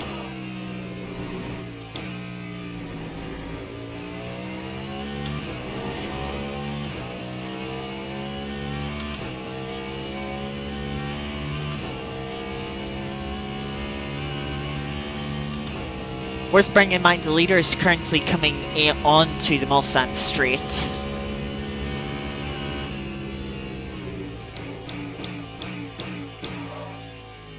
So when it comes to figuring out how many laps there are left, we have to bear that in mind. That's where the leader is.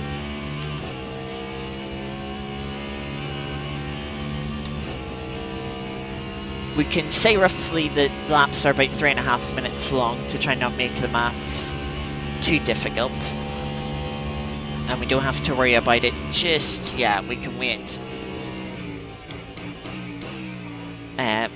6 laps or so.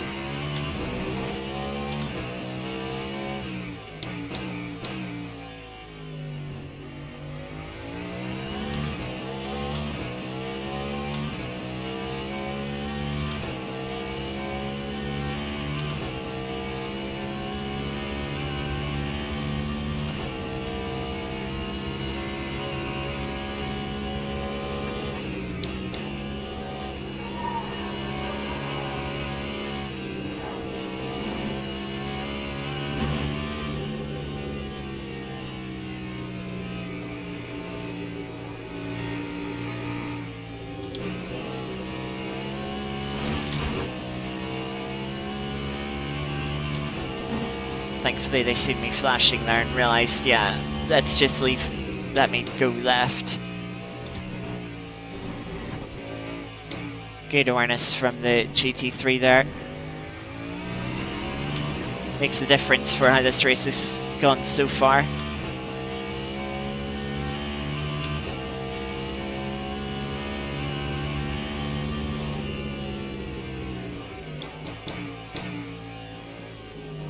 Car in front invalidated their last lap, unfortunately, so we don't get to see what time they set.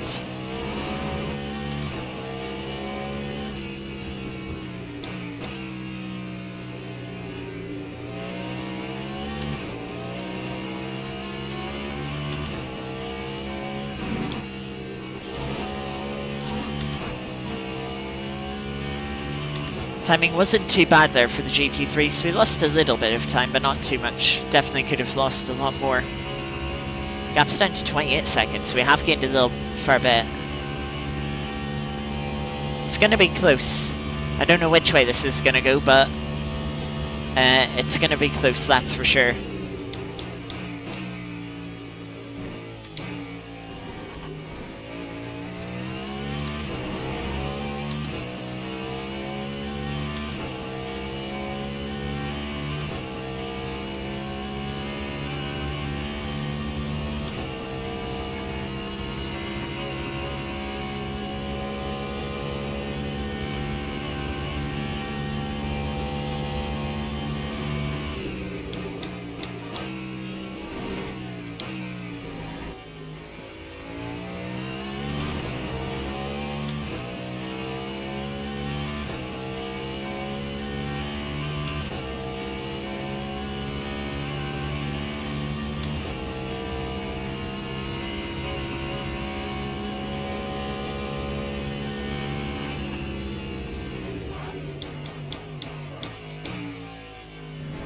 rear's wanting to lock up just a little bit there.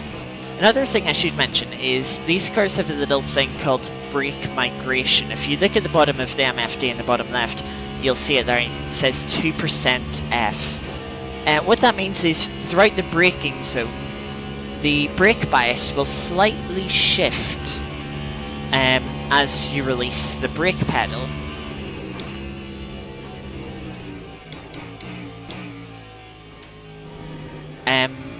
So I don't know exactly what 2% F means. Maybe it goes 2% forward, depending on how much the brake you're pressing.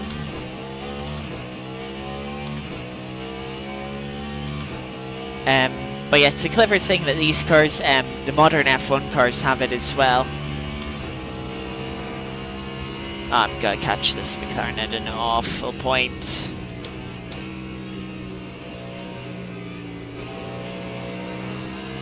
Made it work.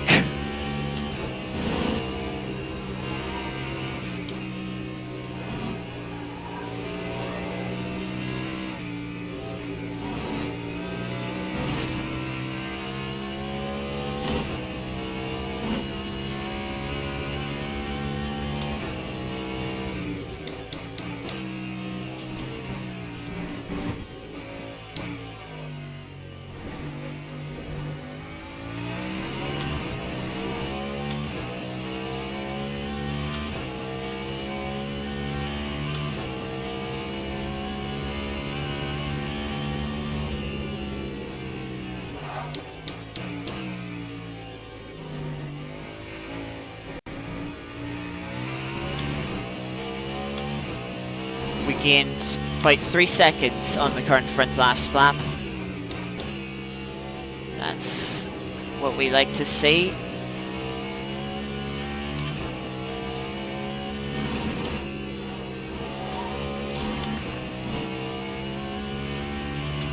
Yeah, there's a little lock there into the first chicane.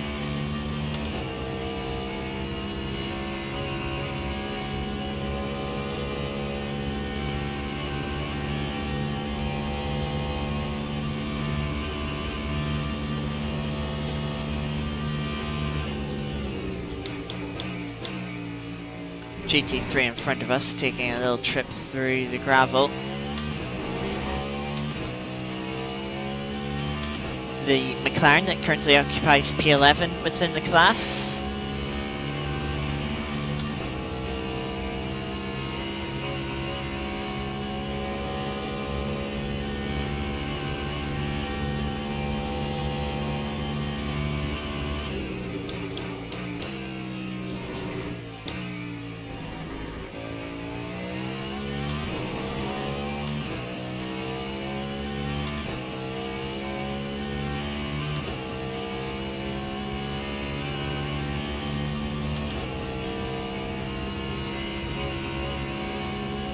My computer's shouting at me for having no storage space available to record.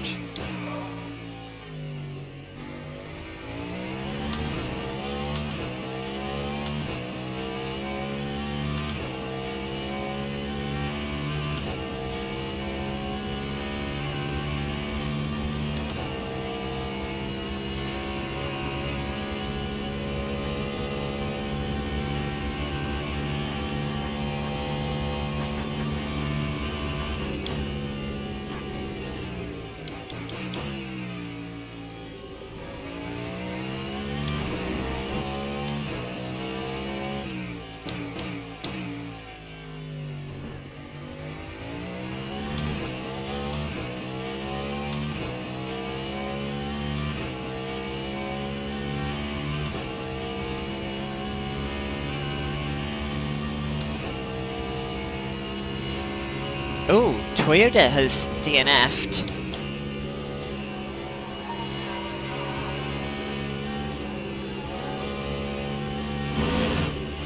That's a bit close to the wall.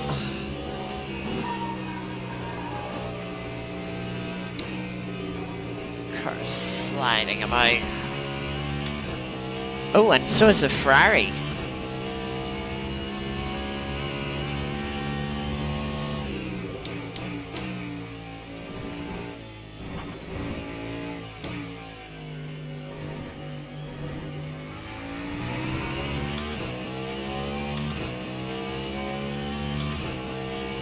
Wonder how that happened.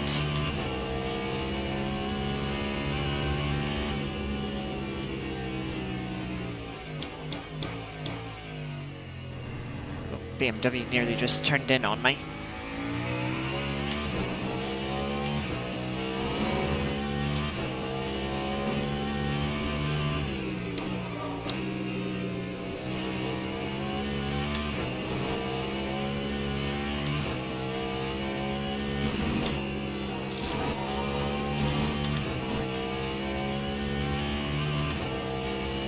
Hopefully, I mean, it's unfortunate either way to have two cars retire. Hopefully it wasn't a game-related bug or crash or internet. No, we actually lost time to the BMW in front of that lap. That's not good.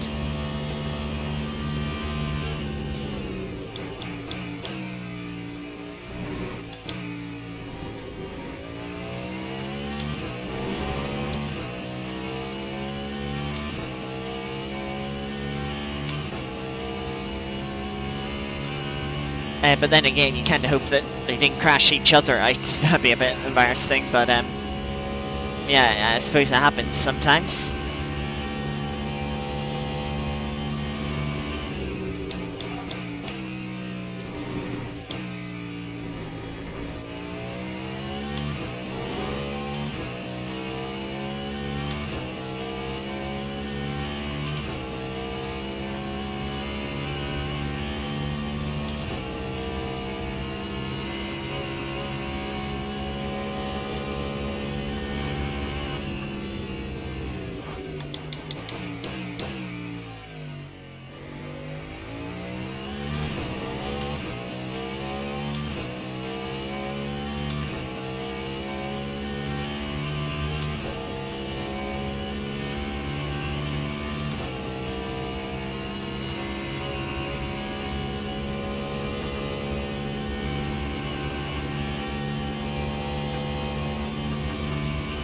Oh.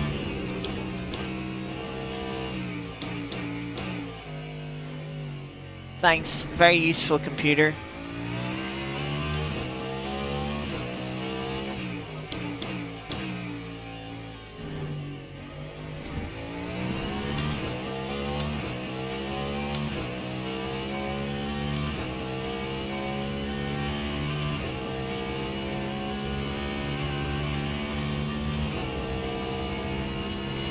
Just give away 2 seconds for no reason there. Now.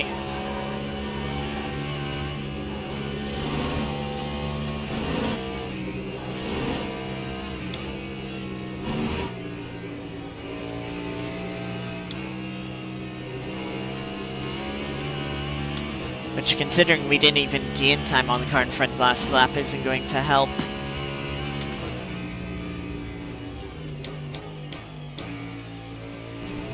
This BMW's barely driving in a straight line.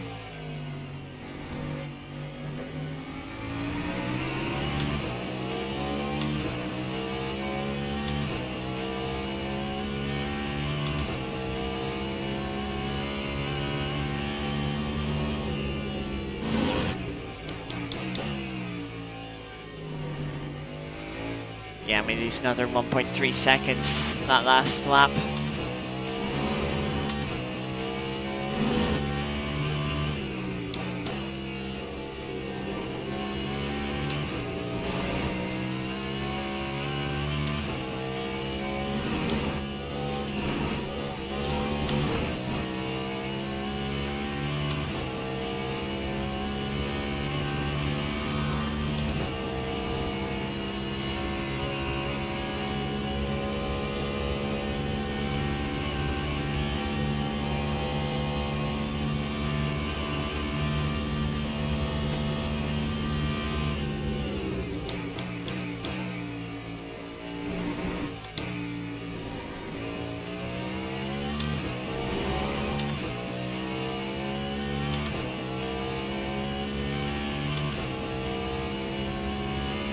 Yeah, I mean, they'll also see me behind and see that I've been closing in at points and can realise that, yeah, they can't just stand still, they have to keep on it.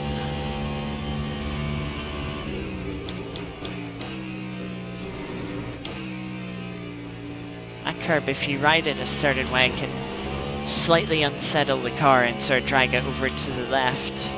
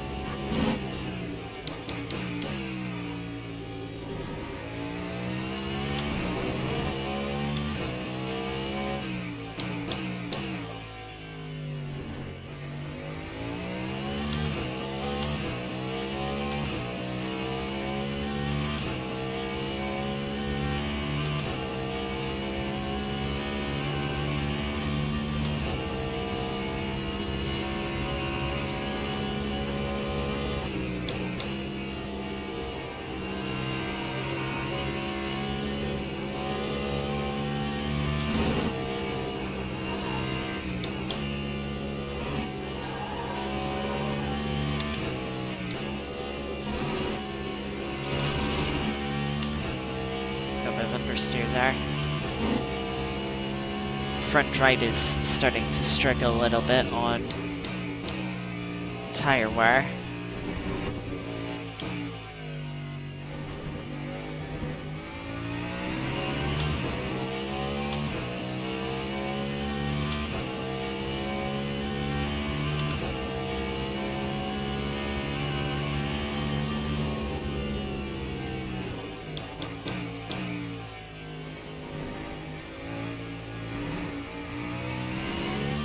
Also just have to watch the fuel usage. I think I'm using slightly too much.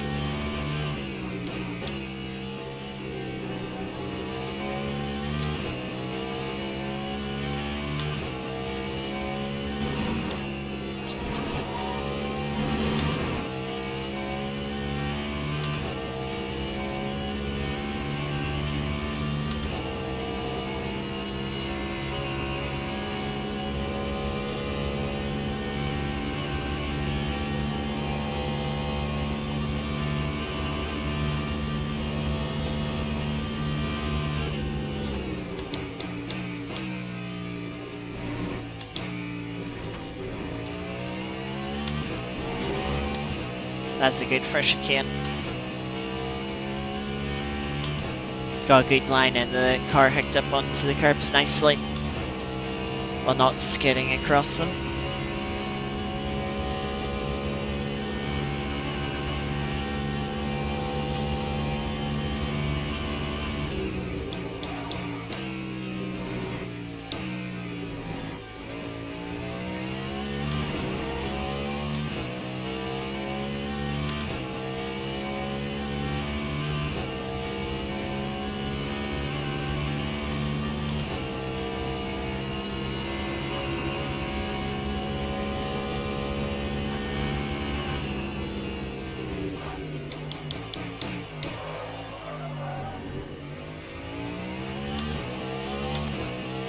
A little bit of rear locking laid on in the braking zone.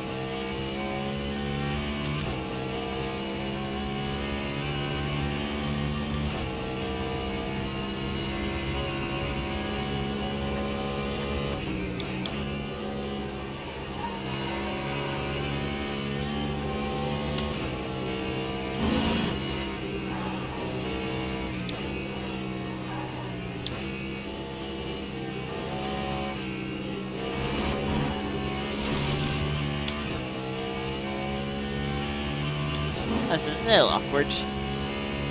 Last track limit point we're gonna get effectively.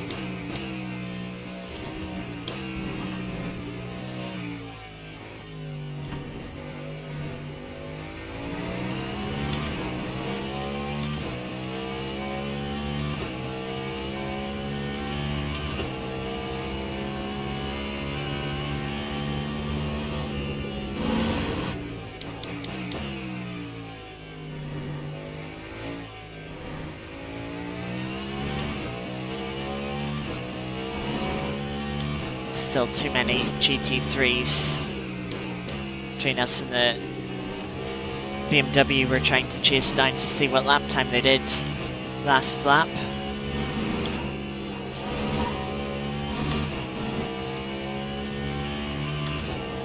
Yeah, fuel usage is still a little high.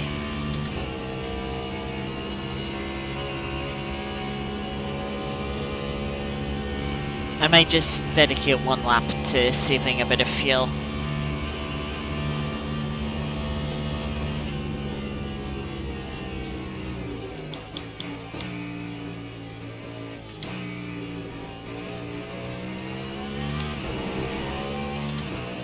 And we'll save a bit of fuel there to try and just time the point at which we catch the McLaren better.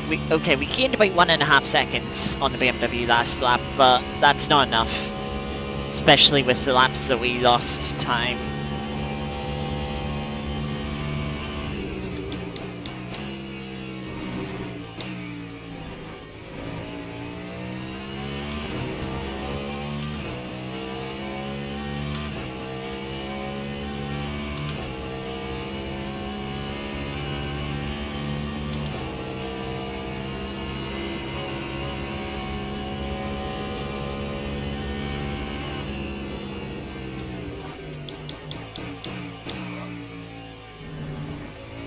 A little bit of gravel kicked up by one of the cars in front.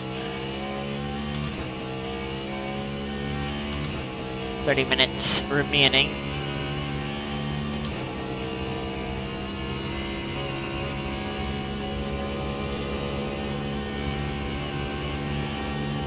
So I'd probably say 9 laps remaining in the race when we get back to the line.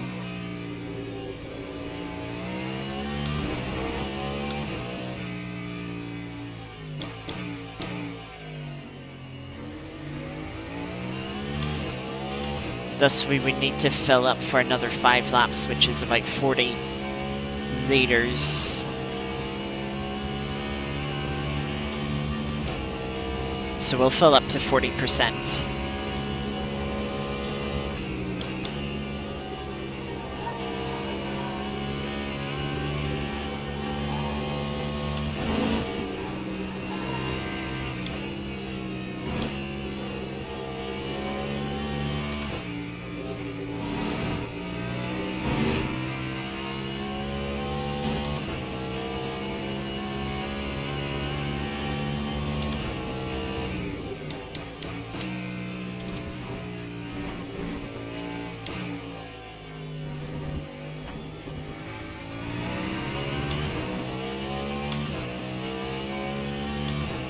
Oh, nearly set personal best. Just missed out by 4 thousandths.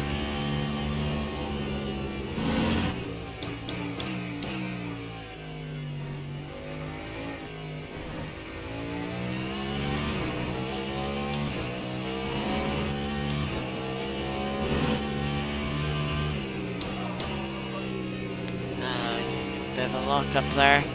Put me deep into the corner.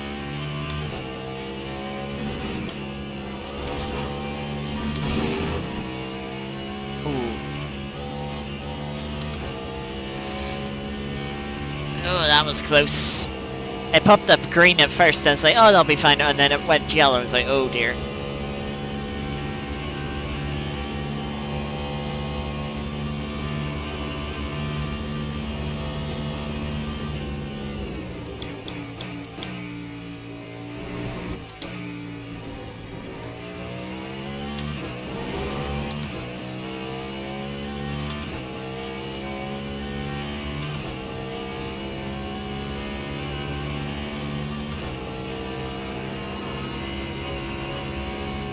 So we really can't afford any more track limit violations.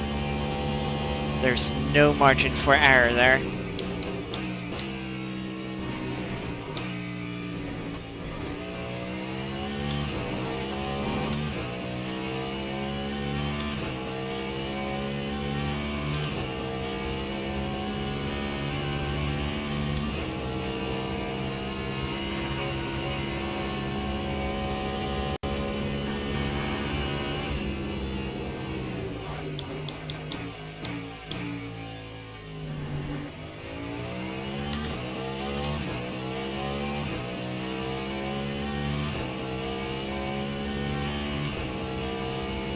Go put 42% in because we need 40 litres of fuel, but we're working in virtual energy when it comes to the pit stop, and you'll see in the bottom right we actually have a little bit less fuel than we do virtual energy. So to make sure we have 40 litres of fuel, we just need to put an extra couple of percent in.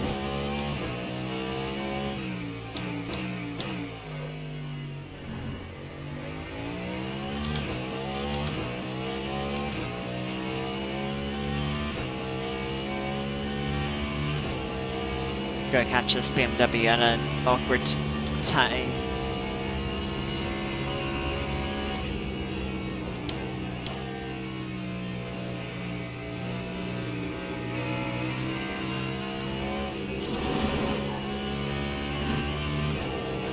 I thought I was gonna go the same way as I went on the Ferrari a few laps ago, but BMW taking a slightly different line, which they have the right to do so. It's just a little bit awkward for us.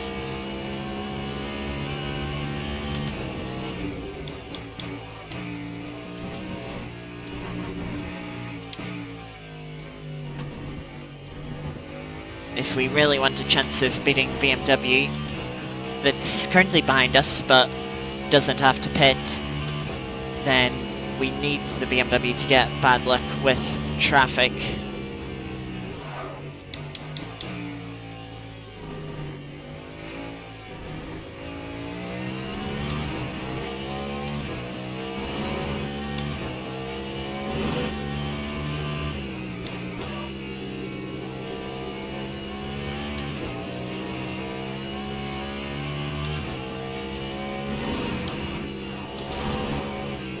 Oh, that's probably gonna be a track limit. Yeah, so close.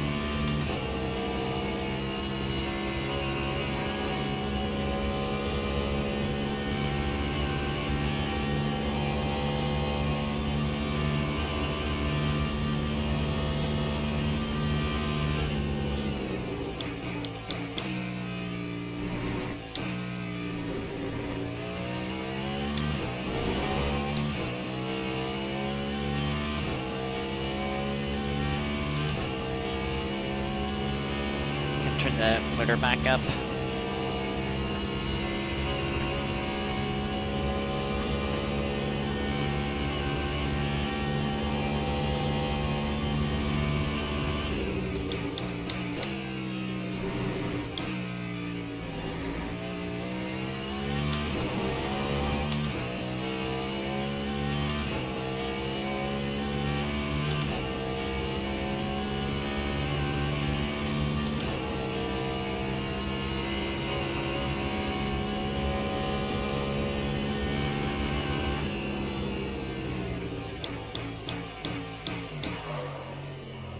Did not get the car slowed down.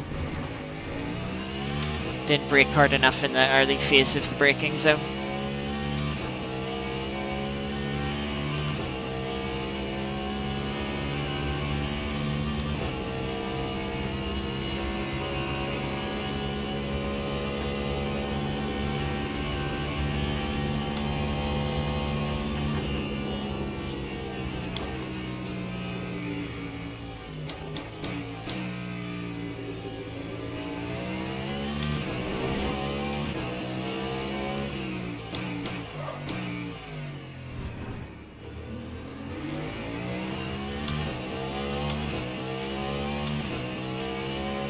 Not sure that BMW's doing.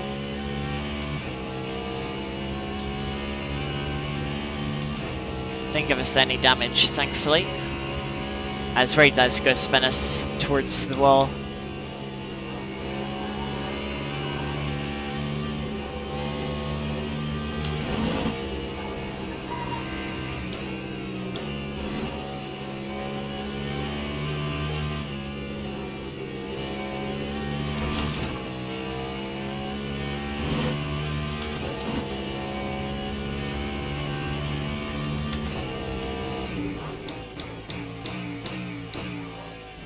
Well, this isn't ideal. But we gotta make do with it. Oh yeah, they're gonna come into the pits, so they'll not be in front of us when we get to pit exit. That's alright.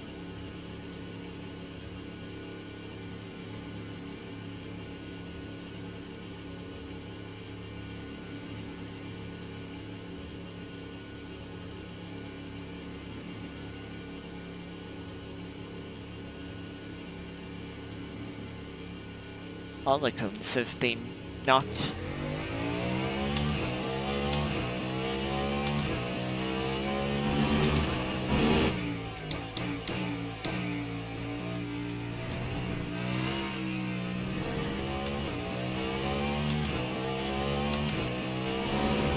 Well, we don't have any track limit points to worry about.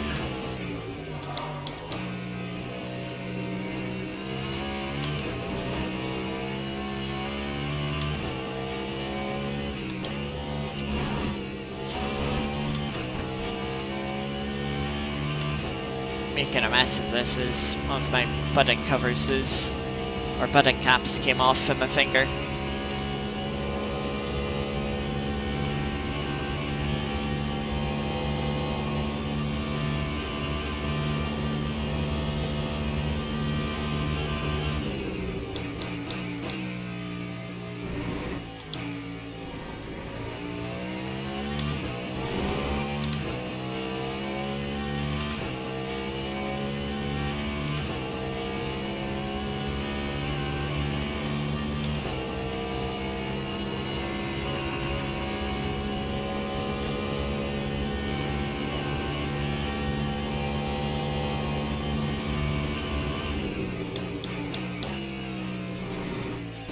So the leader's just crossing the line about now, with about 19.5 minutes left.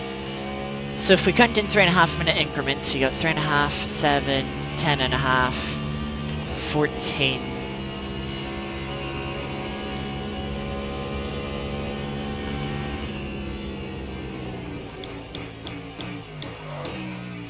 $17.5, so 6 laps at the end of this lap, which would mean 5 laps whenever we get to the pits again.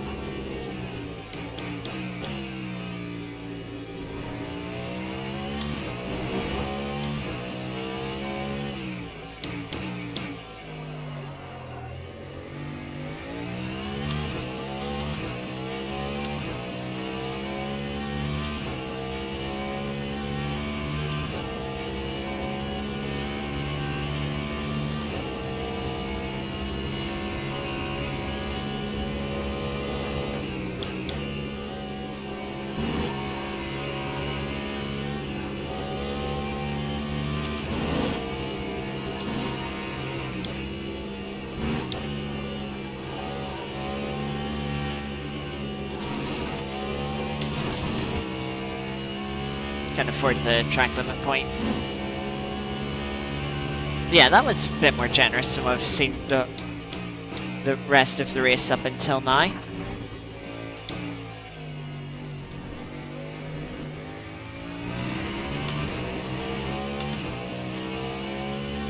.1 litres as we cross the line. We're going to have to save a bit of fuel this lap.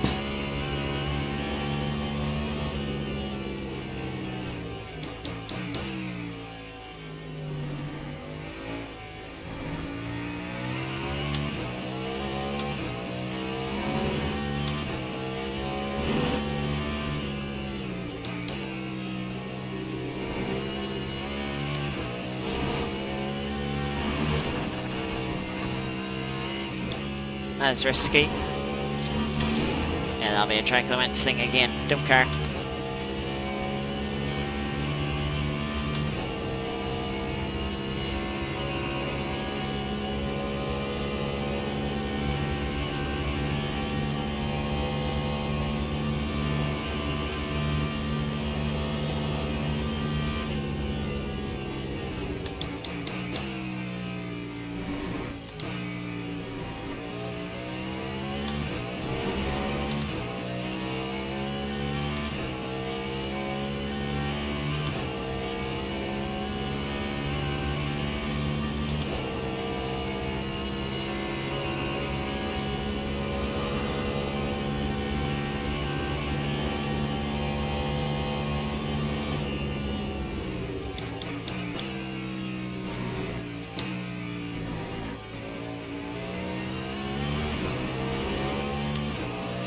What the fuck are you doing?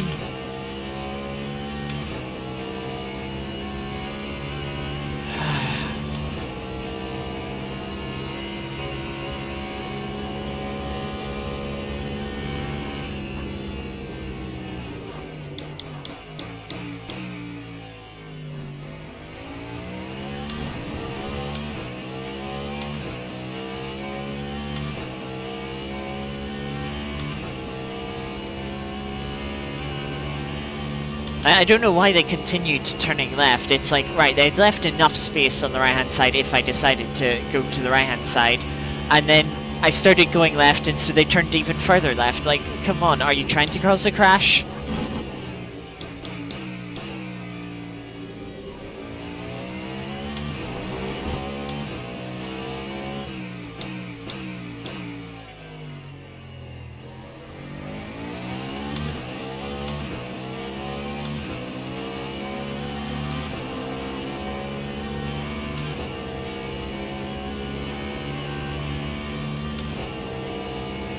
Oh, another Porsche's DNF'd in front.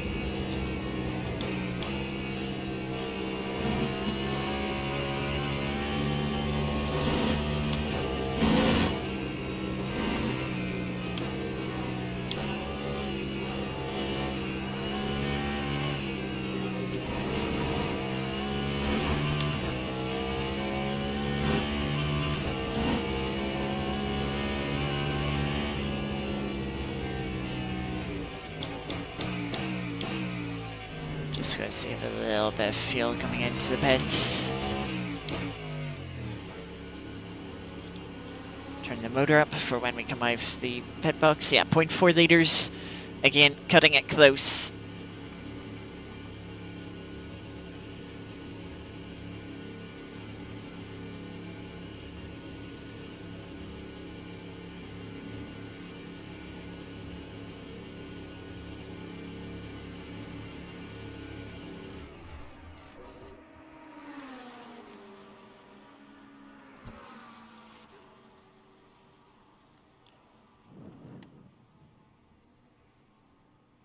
Yeah, this is going to be a short stop.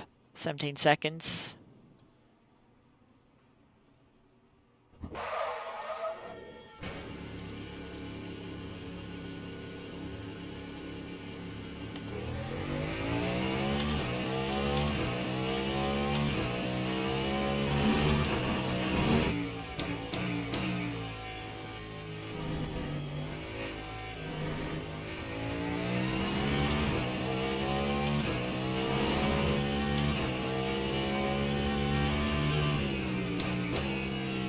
And even with that drive-through, we're only 25 seconds off the BMW.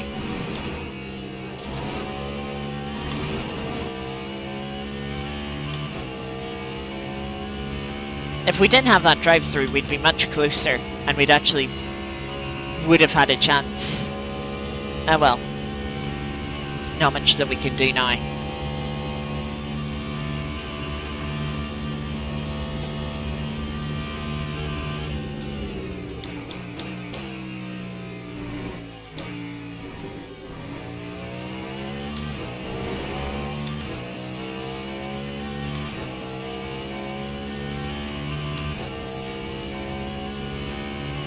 I maybe should have put 1% more energy in. just to get an extra 0.98 liters of fuel. Should be alright.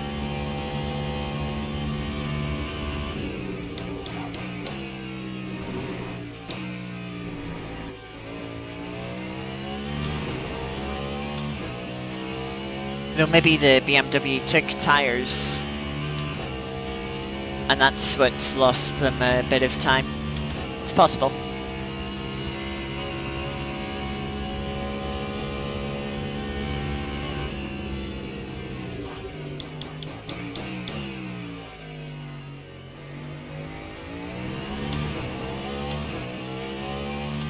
Also, there's a very slight vibration in the tyres.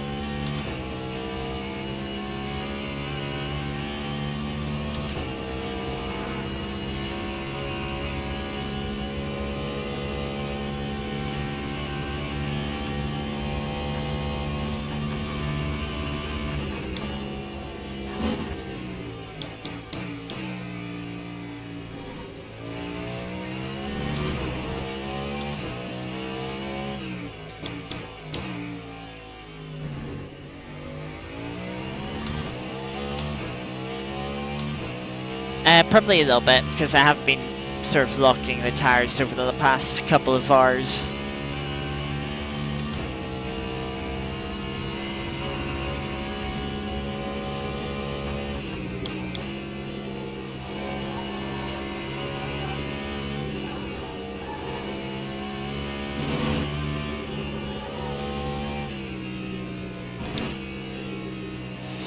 Not quite close enough to make a move around the outside there, just leave it to the exit here.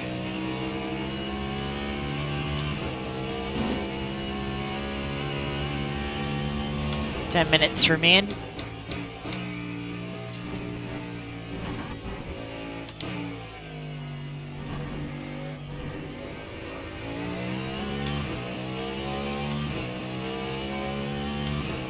Yeah, the front right's getting tired.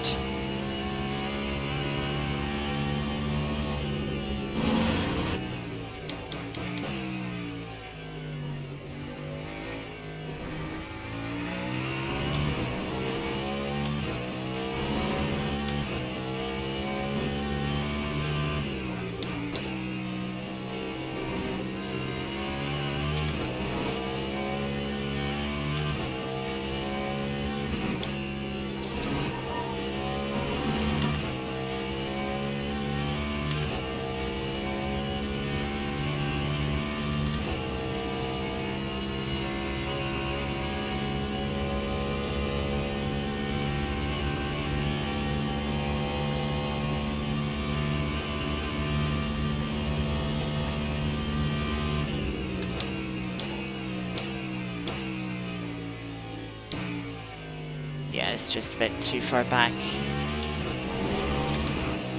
to be making that move.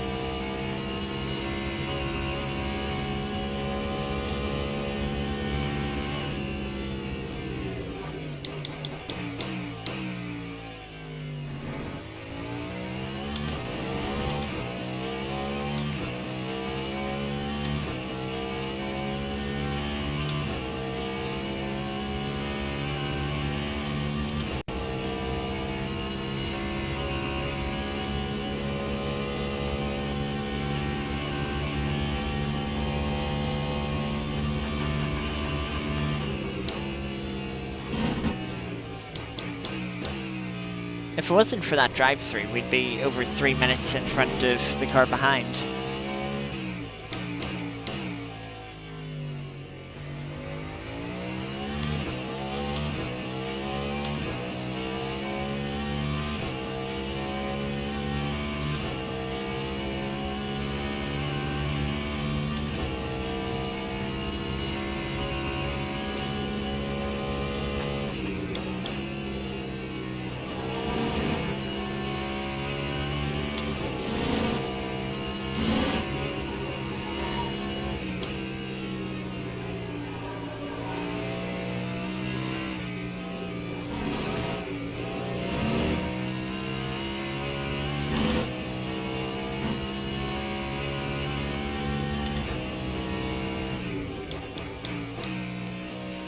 In fact, it looks like the gap between the two cars behind us is coming down.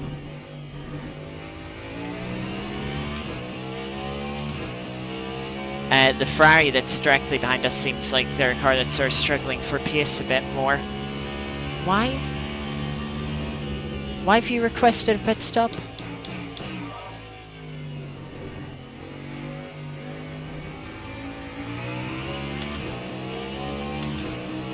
Just unnecessarily taking my MFD off of the tire page.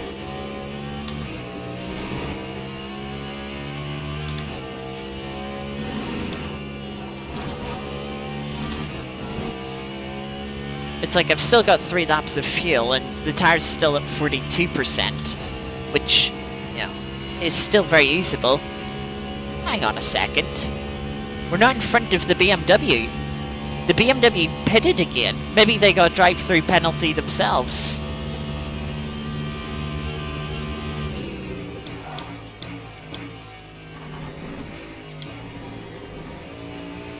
Just about got in front of the BMW there.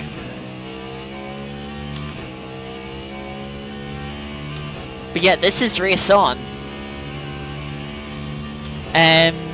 No, I don't think there is a mandatory tire change.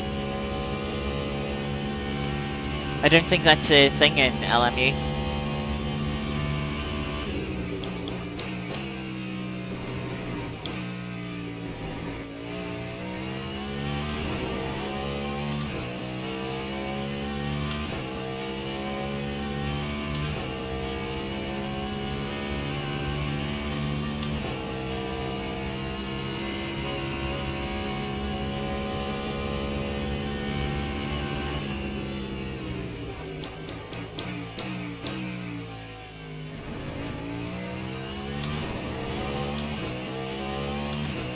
I need to just check how the fuel is, what the fuel situation is at the end of this lap.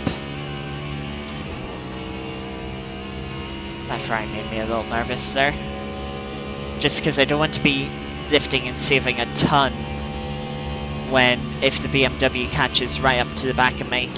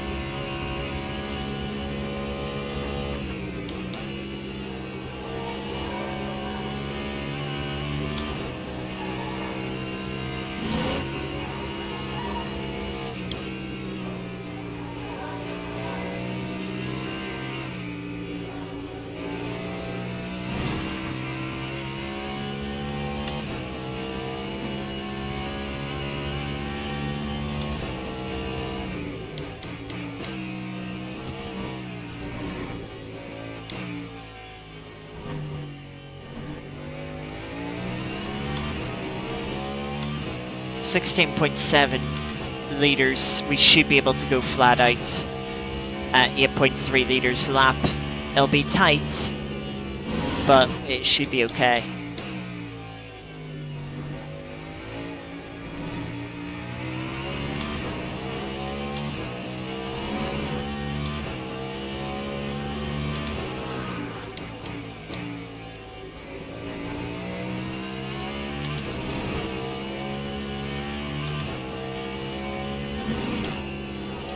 Let's go at track limit.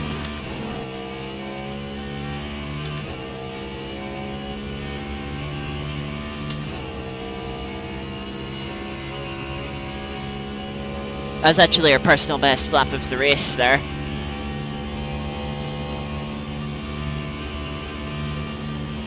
Again, we're just gonna catch this BMW in time.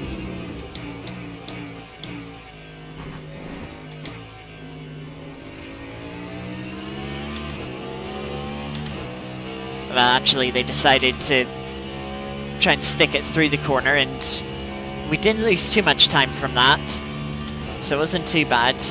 Now what's the timing going to be like for this McLaren?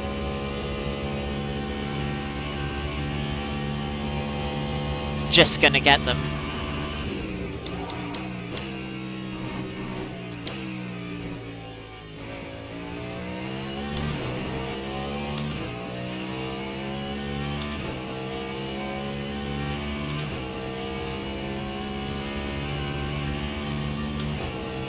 Next lap will be the final lap.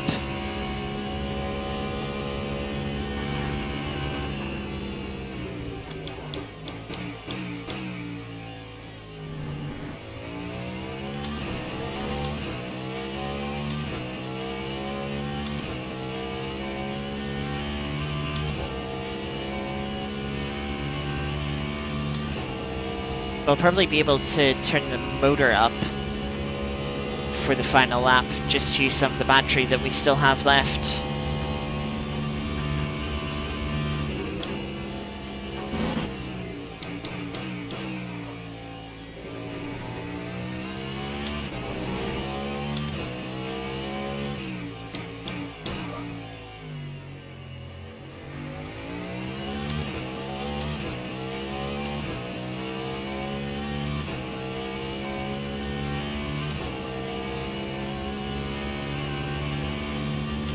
Time has run out on the clock, but the leader is behind us on the track, so we will have one final lap here.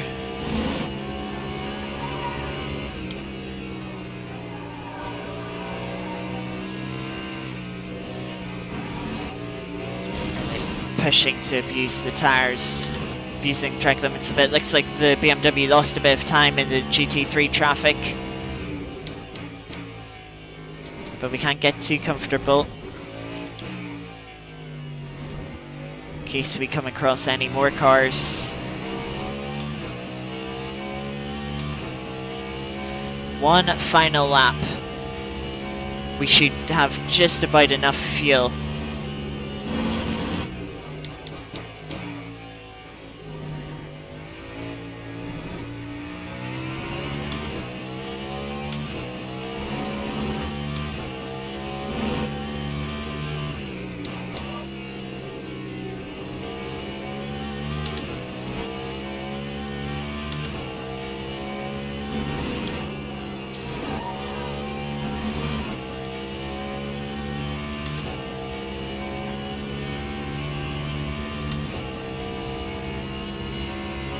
Look at our delta to half a second up.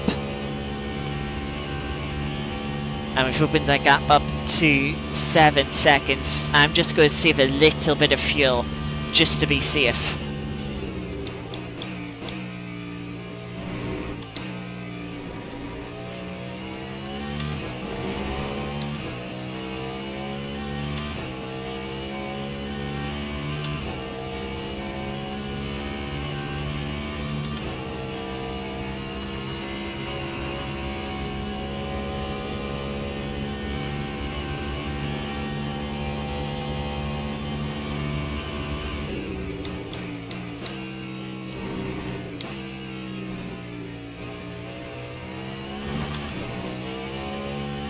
Getting settled on the left hand side curb, entering that chicane. Cost us a tenth or two, which doesn't really matter relative to BMW. We're quicker than them. They've dropped back a bit, but I want this personal best lap.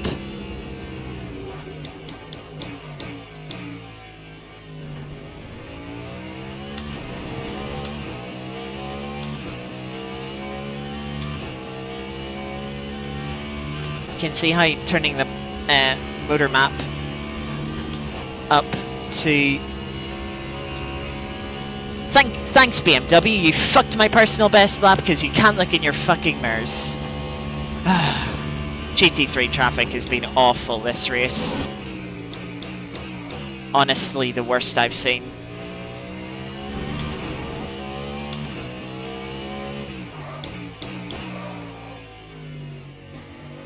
Front tires are really struggling now.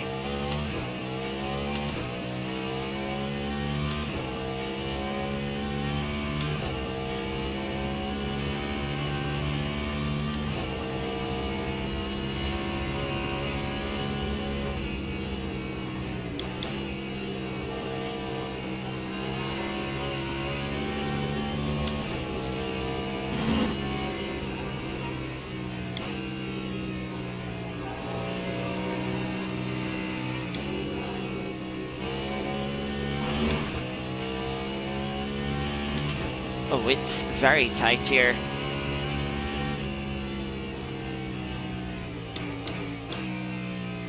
Because we also have to worry about that energy limit. If we go over the energy limit, we get a penalty.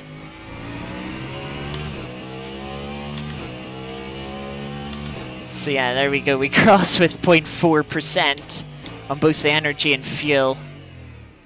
Oh, that is leaving it close. Yeah, we could have had a 28 there on the final lap.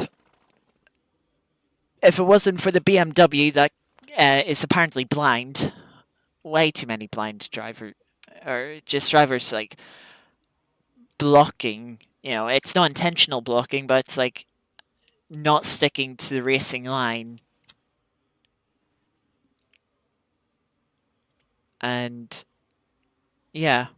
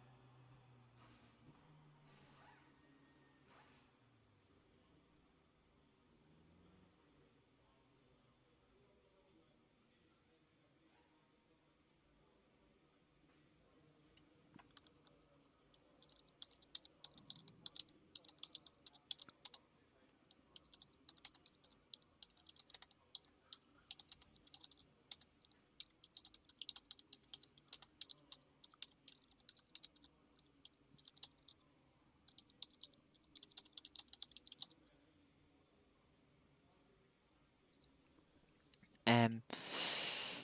So yeah.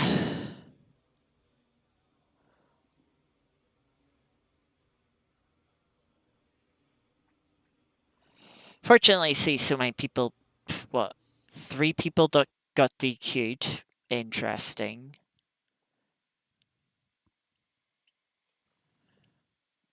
And like, looks like either the game is crashing or the server is closed.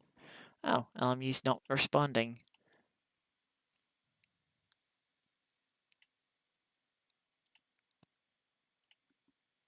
Well, yep, it crashed.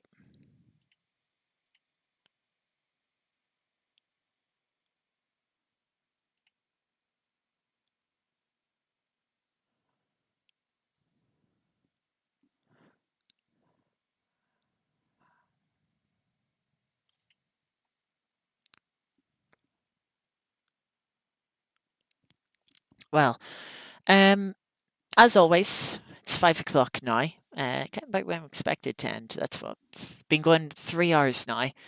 As always, we'll finish off with a bit of Art of Rally.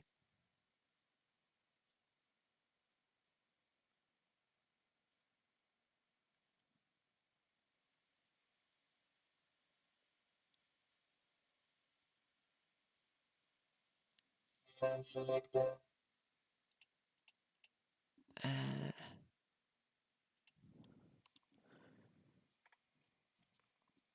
so yeah, let's see. The weekly event finished yesterday.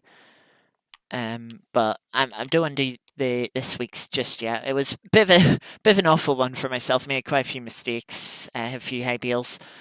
Finished on 97th, top 15%, top 100, which is, yeah, I'm sort of satisfied with that. Given the difficulties that I had. And then the daily event here, we ran on Friday. We got top 25%, 79th. I struggled with the front wheel drive Fulvia. So we've got a 6.6 kilometer stage in the fog at Japan. I didn't quite see what class that we have. Looks like Group B, so this should be some good fun.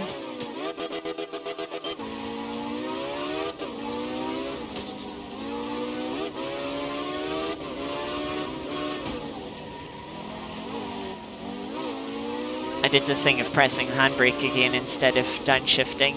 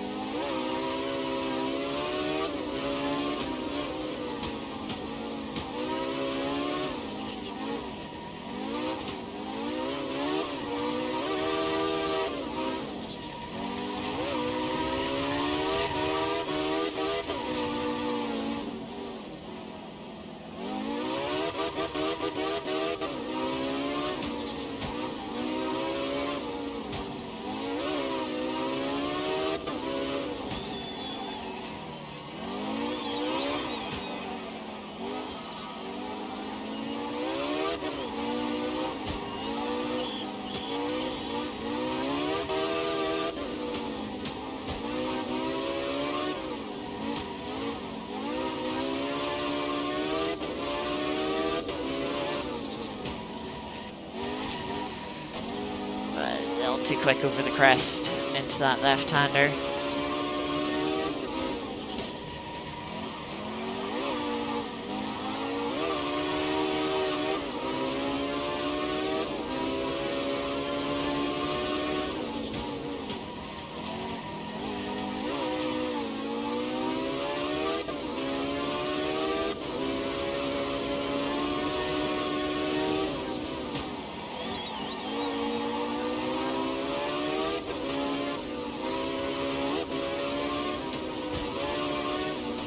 Ooh, that was a hard hit on the dip.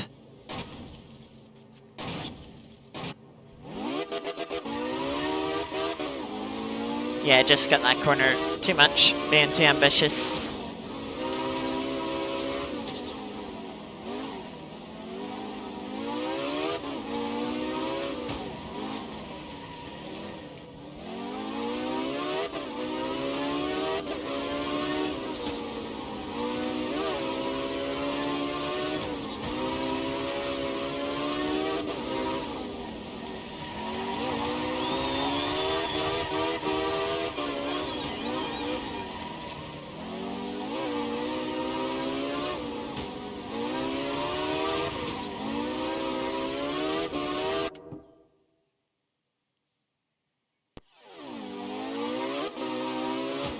So, there we go. 80 seconds. Yeah, we lost a lot of time. Probably about 10 seconds of that crash taking too much of the cut. So, yeah, not surprised that not being too great, but yeah, there's not much that we can do. That is going to do it for today's stream. I want to go get some dinner. That race, a bit disappointing. Like, okay, it was my fault that I didn't get a quality lap in. I invalidated the laps. That's on me. To then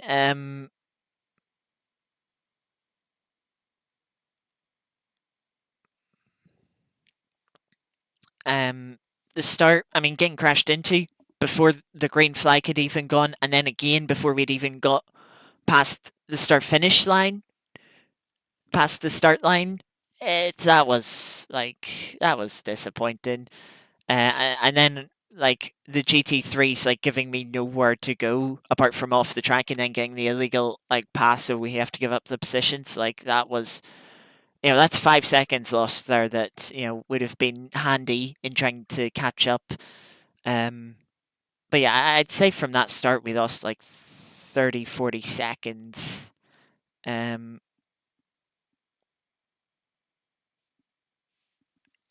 Yeah, trying to have a little look on the Discord, see what happened to some of the cars at DNF. There's a couple that said the DNF internet went out or PC died for one. A couple of people did crash out of the race, so not all of the DNFs were um,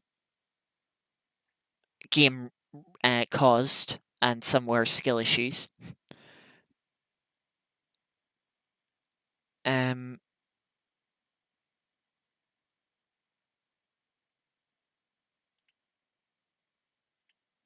so yeah, and then fun recovery drive. I made a few mistakes myself, got caught out with the brakes. Part of the learning curves for the hypercars. But yeah, it was a fun race. Actually, I didn't. I thought I understood the hypercars pretty well there, and I think we had a good strategy. It was. I don't think any of our time loss came from strategy, and it was all pretty much on track. And yeah, if we were to do that exact race again, I'd probably do the same strategy. To be honest. But yeah, that was good learning experience. Shame we couldn't have been in a battle. Like, you seen the best laps there at the end. The three cars in front of us, we all had like fastest laps within like 3/10 of each other. Or at least if I had actually got in that final lap without being sort of pushed off the circuit, and bearing in mind that was on tires that were well past their best, definitely easily could have got in 28, maybe even a mid 28 if I sort of had picked the pace up early on in the race. If I didn't have the damage in the first stint, I might have got it. But that damage, was holding me back. So yeah, hopefully next time.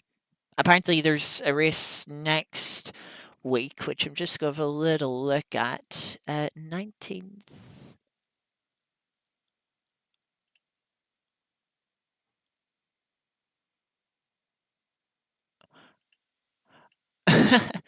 So this community is hosting a 2 hours of Interlagos with GT3 cars next week.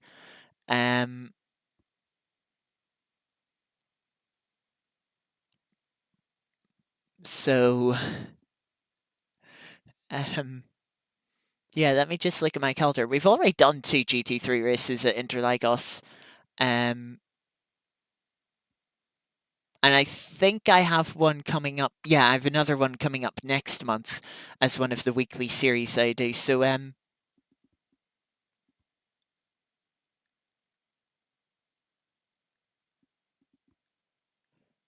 yeah, though apparently.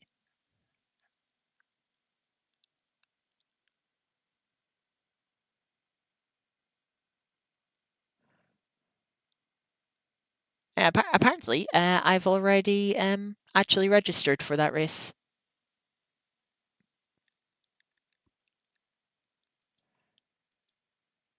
In the GT3 class. Yeah, I have. So yeah, it looks like we're doing yeah, because I already have in my calendar. It's going to be a bit tight with the ACC race. I have like literally. Like, qualifying will be starting 5 minutes after that race ends. So yeah, we're gonna have double stream next Sunday. We will be starting at about. Let me just double check. We'll be starting at about 4 p.m. UK time. We'll be having a 2-hour GT3 race around Interlagos again, because apparently we haven't had enough GT3 action around Interlagos.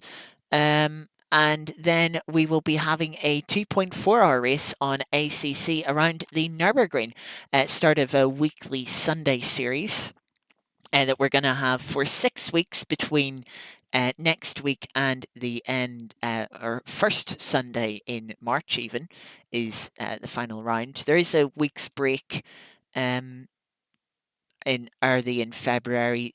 But yeah, that should be good fun. As I've already mentioned, next week we have a couple of streams planned. We have on Monday we'll have our first weekly series on the Mon Ultimate, a 45-minute race series in LMP2 cars around Imola.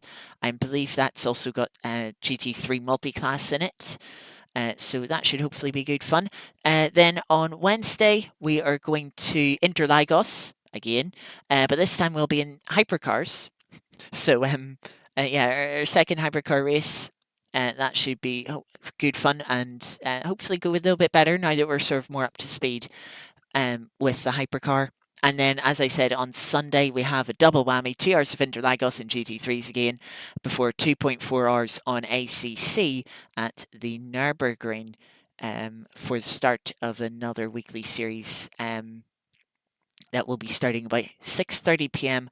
on Sundays, most Sundays between now and the start of March.